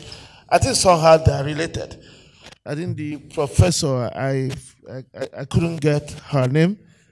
And I say, what you're asking is at the macro level, what I thought would be the priorities. I didn't go into that because I took that as given, because it cuts across whether you have a foreign-owned banks operating in the economy or whether you have domestic banks. Although for the domestic banks that are small, fragile, try to rise, the importance of having a stable, predictable macroeconomic environment is critical. I think the issue is that banks would thrive, just like any other business, where uncertainties are reduced, where the macroeconomic policies and the outcomes are predictable to the operators, and where those who deal with those institutions can also predict them, because that is what will determine whether they make an investment or they do not make investments. That will determine how they assess the risks of what they are doing. So the most critical thing is the fiscal and monetary policies that governments implement. And not only is it necessary that they achieve stability, they help us achieve stability and predictability. But I also use the word several times in my speech, deliberate policy, deliberate. There are deliberate policies government can make to make sure certain activities become successful, especially when they consider that they are starting from a very weak point. In many African countries, foreign banks dominate. The domestic banks that are there are struggling. They do not have the capital, and they do not have even the right manpower to be able to operate and compete effectively with the foreign banks. So governments in those countries should recognize that and also make sector-specific policies that address those weaknesses, knowing that they are being made to make sure that the sector rises. And these would normally be temporary interventions until you achieve the results that are seeking. So essentially, macroeconomic stability is a necessary condition and is the first. Otherwise, no business can really thrive. You see what happens also when you have inflation. The capital of banks are wiped out. Then when the capital of banks are wiped out, the banks start struggling to build back the capital, and they are not able to become the agents for mobilizing capital. They cannot lend as they should because they do not have the capacity to lend. So if you have a macroeconomic environment that is not that inflationary, you achieve that. But if it is a situation where prices are rising and of course exchange rates and everything very, very unstable, it takes I don't know who to be able to operate in such an environment and do so well. Of course, there are other things. The regulatory framework, making sure also that even certain regulations that are adopted in such a way that the regulator recognizes the initial conditions in the country. That is done in many countries. In Egypt, I know how they do some of the regulators, how they do some of those. They don't adopt any certain kind of regulations just because they are out there. And even in developed countries, you go and look at how the Americans adopt certain regulations. They don't just adopt. So these sensitivities are the kind of things one should be expecting from the regulator. So it should be a government and a regulatory agency that is development driven. So that is the way to put it. And being development driven means there's a development strategy that everybody is focused on. And each agency operates within that framework. The second question from my brother is how to deal with the Francophone countries. Well, things are changing in Francophone countries. It's not the way it used to be. You see how the CFA franc hasn't gone away. But if you look at the financial system in some of those countries, you will see that increasingly you are seeing the emergence of locally owned, when I say local, I mean indigenously owned, African-owned financial institutions. It wasn't like that before. In fact, to the extent that those institutions are now taking over the assets of the big French banks that used to be there. I know we financed the acquisition of BNP assets, finalizing the financing of the acquisition of Société Générale assets. And in fact, it's as evidence of the change that's occurring that even that the CEOs of those banks are consulting with us to determine how they will do those exits, to make sure that what they are doing is something we support. That is a big change. So changes are happening. There will still be some influences. It's a long history, as you can imagine. More than 100 years of history. It can't just go away overnight. But good thing is that it's beginning to change. And the FCFTA will accelerate it. That takes me to your second question. You see, there are a number of protocols that have been negotiated under the AFCFTA. The African Continental Free Trade Agreement is the agreement, but there are protocols. There's a protocol on trade in goods. There's a protocol on trade in services. That protocol on trade in services, also, that's where most issues of financial services are negotiated and have been negotiated. That's where the issue of payment have been negotiated. There are things that are pending there. I mentioned something in my speech, which we are encouraging banks to also bring their own ideas so that we take them back to the Council of Trade Ministers so they can negotiate those and they enter the AFCFTA as a protocol for implementation. And this, one of the things that we think should happen is the issue of making it easy for banks to operate wherever they want to operate in Africa. So if you have a license in one country, it becomes the same license anywhere you go. Issue of taxation for certain kinds of services that are provided by financial institutions. And there are many other things the financial institutions know better. I think we've been asking for people to come for seminars and conferences where we're gathering some of these views. I think there was a conference that was held in Tanzania recently. But I think through the Chartered Institute of Bankers, we will try to more directly involve maybe the Nigerian banks, so we can also get some of your views on what should be negotiated.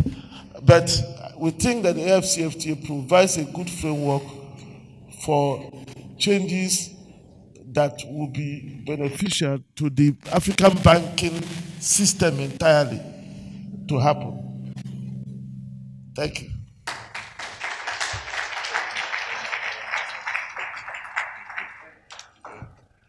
You can as well just say, this is Afrexim to the rescue. Can we put our hands together again for Afrexim Bank? Thank you, thank you. All right, we'll move as fast as we can, no doubt. Mrs. Nike Aboderi, FCIB, she's here representing the Honorable Minister of Aviation. Thank you so very much for coming. Thank you for joining us this beautiful day. I did call Mrs. Bukola Mr. I apologize. Mrs. Bukola Smith is the MD, CEO, FSDH. Thank you for coming. Thank you. I apologize one more time. Yes, we also have Elias Igbina Kenzwa. Pardon me. That just came in a few seconds. I didn't digest the name, but I know it sounds like Igbina Kenzwa. Yes, he is the MD CEO of Globus Bank. Thank you so very much, sir. I'll come for tutorials if I didn't get the name correctly. Thank you so very much. Yes, we also have the representative of the Commissioner for Ministry of Commerce, Lagos State and Industry. She's ably represented by Mrs. Adeshino Ellen Titilayo, Director of Commerce from the Ministry of Commerce. Thank you so very much for coming again. So at this point in time, we will need to run as fast as we can. Time is no longer our friend. Let me invite for goodwill message, Dr. Ebenezer, if you were here, Dr. Ebenezer Onyago, FCIB, MD, CEO, Zenith Bank, for a goodwill message. Let's put our hands together. Let's put those hands together. Thank you so very much. Permit me to stand on the already established protocol. First and foremost is to thank our guest lecturer, Professor Oke Orama, for that not only insightful lecture, but more like a message of renaissance. Africa needs to wake up. Nobody knows Africa other than Africans. Nobody will take risk in Africa other than Africans. Nobody will know the corners, like we say it in Warri Palace, the corals, other than we Africans. I think he has brought before us a huge challenge. In a way, he took a swipe on the banking industry as a major anchor for accumulation and circulation of capital. But I think the banking industry will not be doing this on its own. We need the cooperation of all the stakeholders to achieve this. And let me also say that the banking industry is actually trying. And there have been a lot of initiatives under the central bank where we have different intervention programs, which is being done to provide long-term concessionary funding sources for entrepreneurs. But if you look deeper and you want to begin to discern in terms of who are those enjoying this capital, you find out that not much of indigenous African businesses, or let me say indigenous Nigerian businesses, are enjoying it. Therefore, we need a wake-up call too on indigenous African and Nigerian entrepreneurs. We need to come forward. And even talking about coming forward, if you analyze the lecture, Prof is also talking about building strong and stable institutions. Strong and stable institutions that will endure. Because if you take a look at Morgan Stanley Index, there is no African country that is on the developed market index. When you look at the developing market index, you have Egypt and South Africa. And on the frontier market, you have only about 6 countries. Nigeria is there, out of 54 countries in Africa. So it goes to show that Africa is in dire need of capital. And let me also say that if you take a look at the GDP in Africa, collectively, Africa's GDP is about 2.8 trillion. Relative to the total world GDP is about less than 3%. If you extend it further to look at the flow of IPOs last year globally, Africa's share of IPO, which is also a source of capital raise, is less than 3%. That goes to show that Africa needs to build stronger institutions that has the capacity to be able to attract capital. Prof also talked about the fact that there is no free lunch. Therefore, we should all be ready to pay the price of having to build and accumulate capital and also getting the capital to work. It is one thing for us to make capital available, it's another thing for us to ensure that the capital is actually working and earning the desired dividend. It is only by so doing will we see an emerging and rising Africa that will dominate the world. If you compare our population to the world, we account for about 18%. The president of the institute also made reference to the fact that in terms of landmass, Africa accounts for about 20%. So it's a question of having the space, having the weight, and without anything to show for it. So every one of us here has a responsibility to begin to incubate and build and develop the Africa champion of tomorrow. So that once the capital is there, and those who are determined to build bigger and stronger institutions are there, we'll see that together Africa will also begin to accelerate and make progress. Again, we also have institutions, I'm sure my good friend Abba is here, the CEO of NESM. We have NESM, we have Bank of Industry in Nigeria providing long-term funding. But I think having listened to Prof. Abba, you need to look at your model again. So we need to begin to consider issues of risk sharing instead of risk transfer. So by so doing, when we have risk sharing arrangement, it means everybody's skin is in the game. And collectively, when we bear a risk together, you see that we'll be able to hold ourselves and we'll create stability even when the wind is contrary. So I want to thank Prof. and also thank the Institute for organizing this lecture and coming on the occasion of the 60th anniversary of the Institute. You could not have chosen a better person other than our Prof. And let me also testify to the fact that in the year of the COVID, we were talking to some banks where we have already signed contract for them to give us some placement. These placements were just for 1 year. What happened in the year of the COVID? They all started pulling back. He took a phone call from me to Prof and said, do you have any funding arrangement? And he said to me, because of COVID, we are going to develop a program that will provide long-term funding. And indeed, they provided a 3-year funding. And I stand here to say that Zenith Bank is one of the beneficiaries of that program.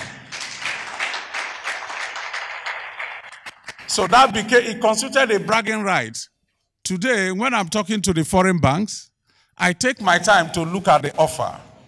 If you are not giving me 2 years, I'll tell you keep it there because I know where I need to go to when I need a long-term funding. So the place to go to for me remains Afrexim Bank. So I must thank you for your Pan-African disposition. You are not just saying it, but you are living it. And all of us are prepared to queue behind you as you execute this very laudable African agenda. Thank you very much. Thank you so very much, sir. Thank you. Thank you. Thank you so very much. Dr. Ebenezer Onyago is also the chairman, board of bank CEO. So he did speak for virtually all the banks, even though he sold his own market too, sure. It's okay. It's okay.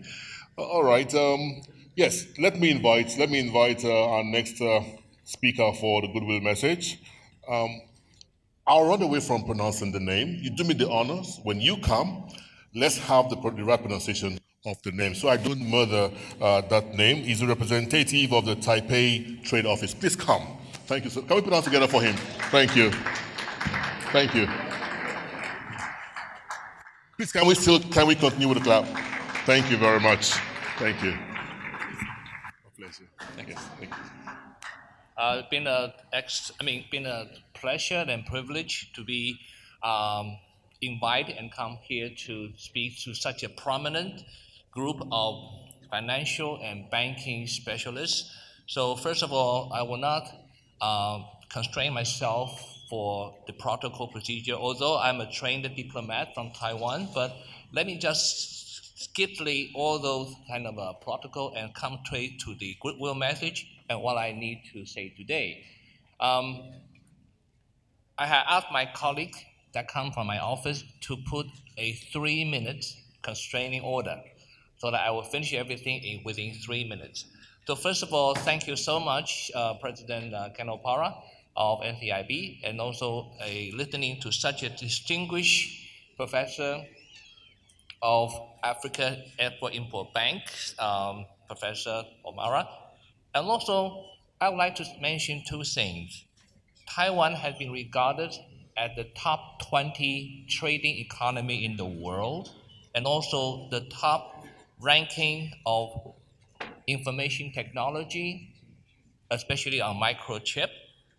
So the smallest, tiniest microchip that manufactured in the whole world are made in Taiwan. From your mobile phone to the satellite to the jet fighter to aircraft carrier to submarine made from the US, they depend on the core technology of Taiwan microchip. What made us into this stage? Taiwan might be the perfect model of non-oil economy because we have no natural resources at all. We envy Nigeria so much, but we have only human resources. So we invest in education and we invest in all kinds of economic development and come to this stage. I can be happy to report to you that the governor, His Excellency Governor of Edo State, Mr. Gowan Obaseki, he's now in Taiwan. He had led a delegation to Taiwan to participate in the annual event of Smart City International Exposition. And he wants to build the cooperation between Taiwan and Edo State to promote agriculture and also information technology generated kind of a smart city. And the second thing that the Czech Republic, the Speaker of the House, Madam Speaker of the House, had led a 160 delegation to Taiwan, promoting the cooperation between Czech Republic and Taiwan, and also several of the U.S. representatives, either from the Congress or the Senate, are visiting Taiwan frequently because Taiwan has been regarded as the most trustworthy partner for free and democratic world, and also for U.S. military industry. So from all these aspects, demonstrate how Taiwan has survived and also become such a vibrant economy in Asia. We are at the same level of South Korea and also Singapore, but at the same time, Taiwan is such a small island with only 23 million people. If we move all of our population into Lagos, it will vanish. So for us, with no resources, only human, such a small island state, and we can develop ourselves because we focus on trading, technology, and education. So I've been so enlightened by the guest speaker today about how Africa should generate your own capital, your own strength into investing in Africa, but at the same time, through all the outsourcing of energy and all kind of investment into Africa, you will prosper. You'll get into prosperity because we have been through all the stages of development and we have come to this time. So today I'm so happy to provide two other resources. First of all, Taiwan and Nigeria have made a very important building block on two things. Your Nigerian Deposit Insurance Corporation had led a delegation to Taiwan. We signed a cooperation MOU in 2019. And then Nigeria Export-Import Bank and Taiwan Export-Import Bank has signed an agreement for cooperation to provide $5 million of trade guarantee for the last 2 years. So all these building blocks had already been settled, and we're coming to more of this kind of building block in the future. So when I see the beautiful picture of the guest speaker speaking to Madame Okonjo-Iweala in the World Trade Organization, we are very happy because our delegation in Geneva, working closely with her, because Taiwan, Nigeria, China, we are all the equal member of the World Trade Organization. So from all the practical information I would like to provide to you, one other thing that our office functioning like a 3-in-1, de facto embassy, visa issuing, and also trade mission. So we are very open to all the practical suggestions coming out of your profession background, and we're welcoming any kind of visitor to go to Taiwan anytime from now. So thank you again, President Opara, and all the enlightening speeches and all the information for me and my colleague to enjoy. Thank you so much, and we give you all the good blessing. Thank you. Thank you very much. Thank you. Thank you. All right. Even though we still didn't get the name, I was hoping that I would hear the name. I wouldn't ask.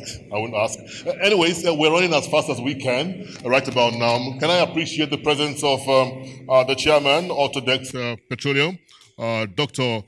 Thank God Ezani Namdi is here. If you're here, can we just see with a wave? Thank you. Oh, thank you. So good to have you, sir.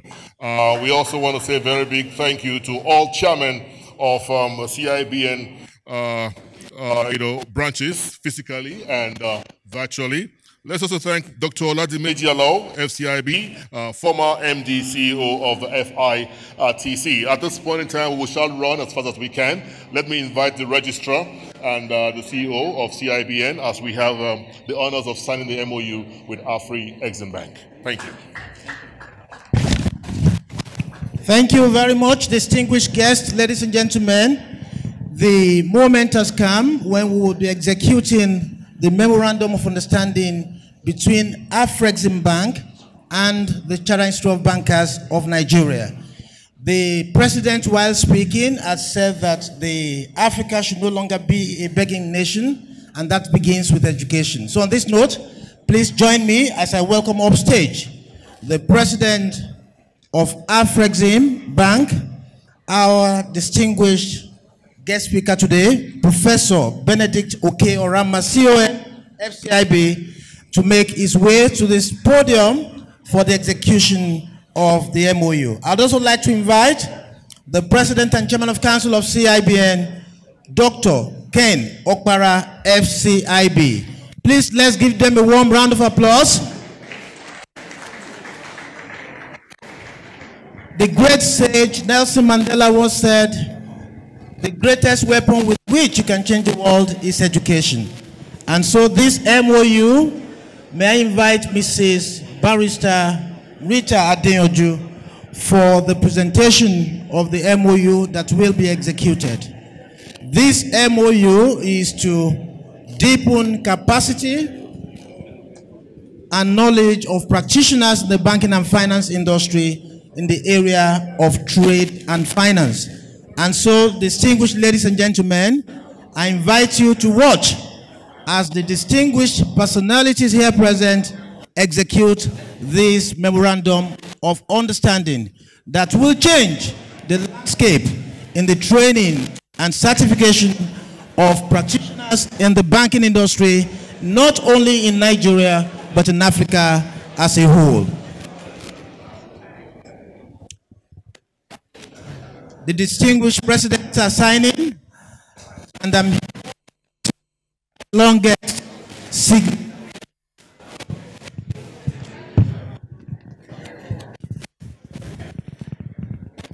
This is a great moment. This MOU will transform and shape the training and certification in the area of trade and finance.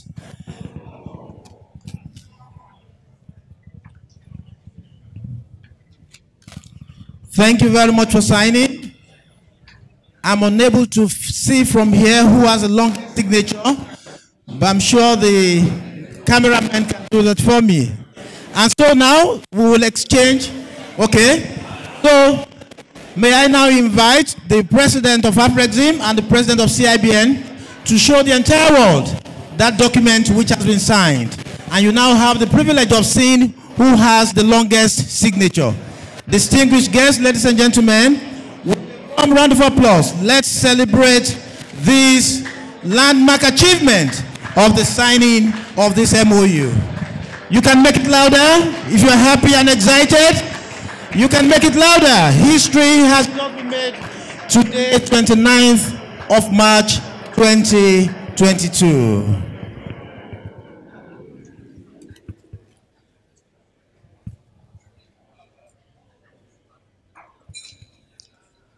Thank you very much, Your Excellency. On behalf of the Governing Council of the Chartered Institute of Bankers, We are quite excited for the refreshing and exciting presentation you did today. As a token of appreciation, we present this to you. We want you to host this in your office in Cairo as a mark of appreciation. Thank you so much. Thank you so much. Congratulations. Thank you very much. In the same vein, I'd like to invite upstage the chairman of today's occasion, Mr. Adedotun Suleiman. While I request His Excellency to please remain standing. Mr. Adedotun Suleiman, to please come upstage for this quick presentation. Mr. Chairman, please come upstage for this quick presentation, sir.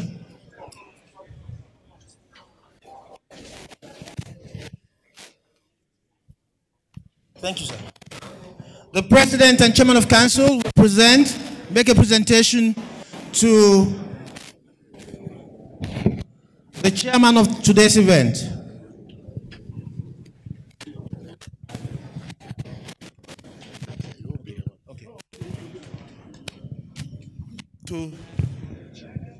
Okay. All right. No, thank you very much for the honor of presenting this on behalf of the General Institute of Bankers to the chairman of today's event, the distinguished Nigerian professional executive, consultant, and so on and so forth. Correct.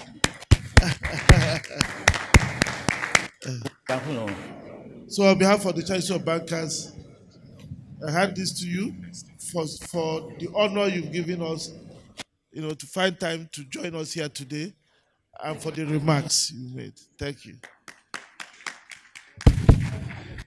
Very much. I'd like to request the office holders and the past presidents of CIBN to please step up for group photograph with the distinguished personalities on the podium.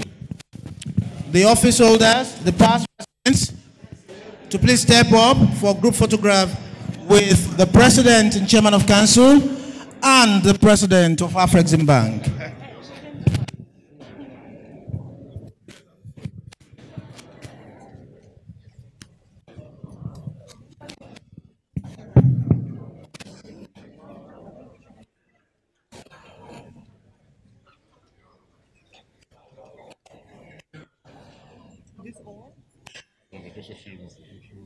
Two more. Yes, they'll be joining.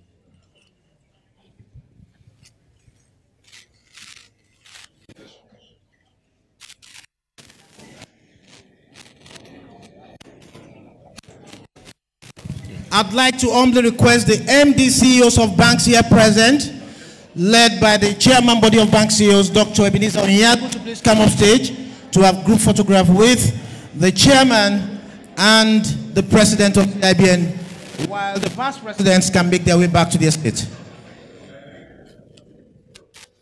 The MD CEOs of banks here present to please come up stage.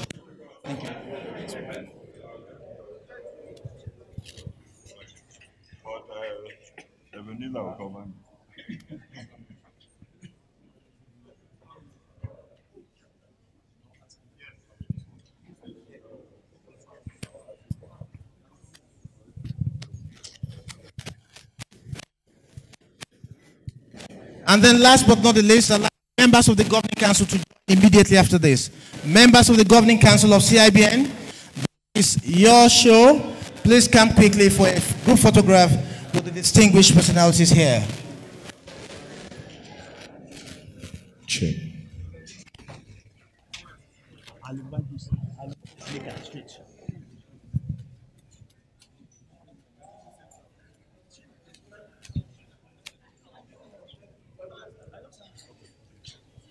Thank you very much.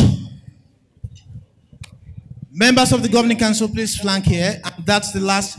There are more pictures after the event is declared officially closed. But let's enjoy this moment as we take the last set of photographs.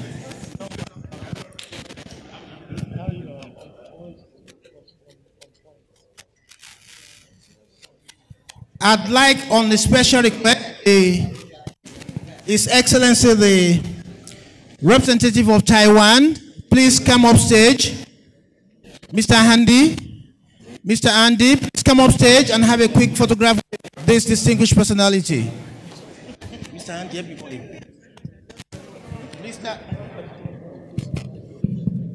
Mr. Andy, please come up stage quickly.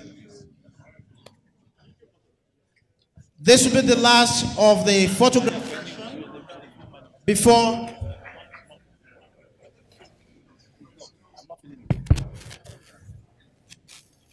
Right. Your Excellencies, distinguished guests, this will be the last set of photographs, and we then swiftly. Thank you very much. Please help me appreciate His Excellency and the distinguished guests as they make their way back to this set. Okay. No need. You can use the crest for the four. Thank you very much. Let's give them a warm round of applause. Let's give them a warm round of applause. On this note, I'd like to invite to give the vote of thanks and wrap-up remarks the chairman of the organizing and planning committee of this great event. Please join me welcome the amazing Mrs. Neka Onyalikwe, FCIB, Group Managing Director of Fidelity Bank PLC. Please let me hear your resounding applause as she gives the vote of thanks. Thank you. Thank you and thank you. Thank you. Thank you. Good afternoon. The President, Chairman of the Council of CIBN, my own Dr. Ken Opara, the Chairman of the occasion of the 2023 CIBN lecture today, Dr. Dotun Suleiman, MFR, around economic and societal issues. Through this platform, the institution has continued to widen the process of policy formulation and the development of transformational solutions to common challenges in Nigeria and across Africa. It has been of great pleasure and honor to serve as the chairman of this annual lecture implementation committee.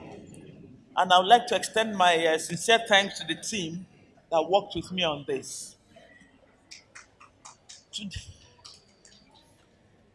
Also, I trust that you had a very engaging session today because the Professor Orama was able to provide a lot of information on how policy formulation and support for the financial institutions can drive Africa's economic growth and transformation, and position Africa as one of the leading economic zones in the world. Permit me to thank Dr. Rama especially for this very detailed work and presentation and insightful lecture, and also to thank him for leading from the front in what he preaches, what he's preaching, because he has supported numerous institutions in Nigeria and in Africa, of which yours truly is a huge beneficiary. So we want to specifically thank him for walking his talk today. And I'm sure I'm speaking for the rest of the industry in Nigeria. I also want to thank the chairman of this occasion, Dr. Dotun Suleiman, for accepting this invitation, albeit very late. Thank you, sir. I want to thank all my distinguished guests that made out time to come. Like I said, your time is very expensive and you spared time from your very busy day to spend time with us. We are very grateful. I also want to congratulate the CIBN for this very successful event, the Afrexim, and for the collaboration on the education and the formal signing of the assistance to assist us with the economic development and building the academy. I want to congratulate the CIBN for all the effort they put together for today, and to thank all of you once again for coming. Thank you very much.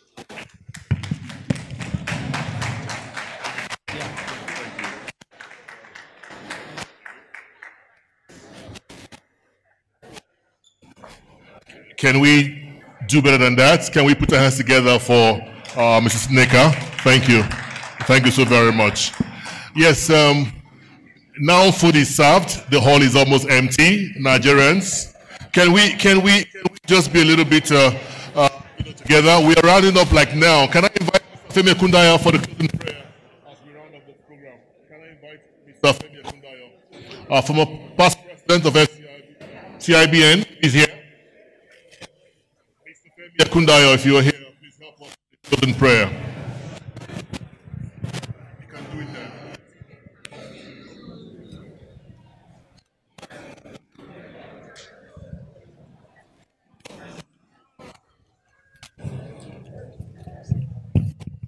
Let us pray. Our Lord and God, we glorify your holy name because you started with us and you remain our companion. We thank you for the success of today's event. We also thank you for your omnipresence in the affairs of CIPN. Glory be to your holy name. As we depart to our various vocations, our Lord, you abide with us, grant us protection, and we continue to guide all of those who control the affairs of Nigeria, and your name will be glorified always. Thank you, Father, for in your mighty name we pray. Amen. Yes, sir. Thank you so very much. So let's wrap up completely with the CIBN anthem as we wrap up the show. In 2 counts, can we have the CIBN anthem while we say thank you for coming?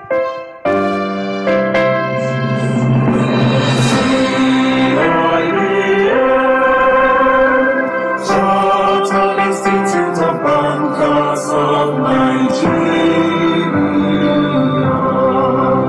the bankers guiding light, it's the nation's joy and pride. We aim for integrity in the industry, all both in ethics and professionalism. Citadel of excellence. Let's sing our name, kings of trust and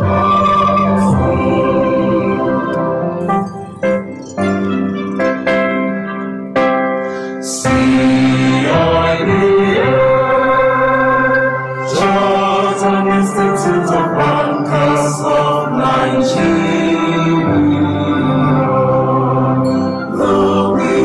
Economic growth, competencies are grown, creating value and building capacity, fostering confidence in the industry.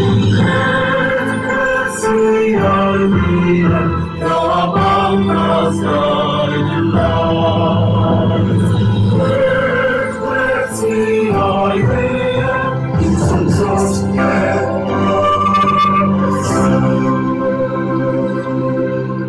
Ladies and gentlemen, have a wonderful day and thank you for being here with us. National anthem?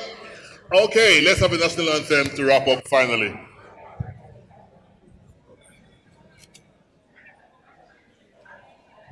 The national anthem.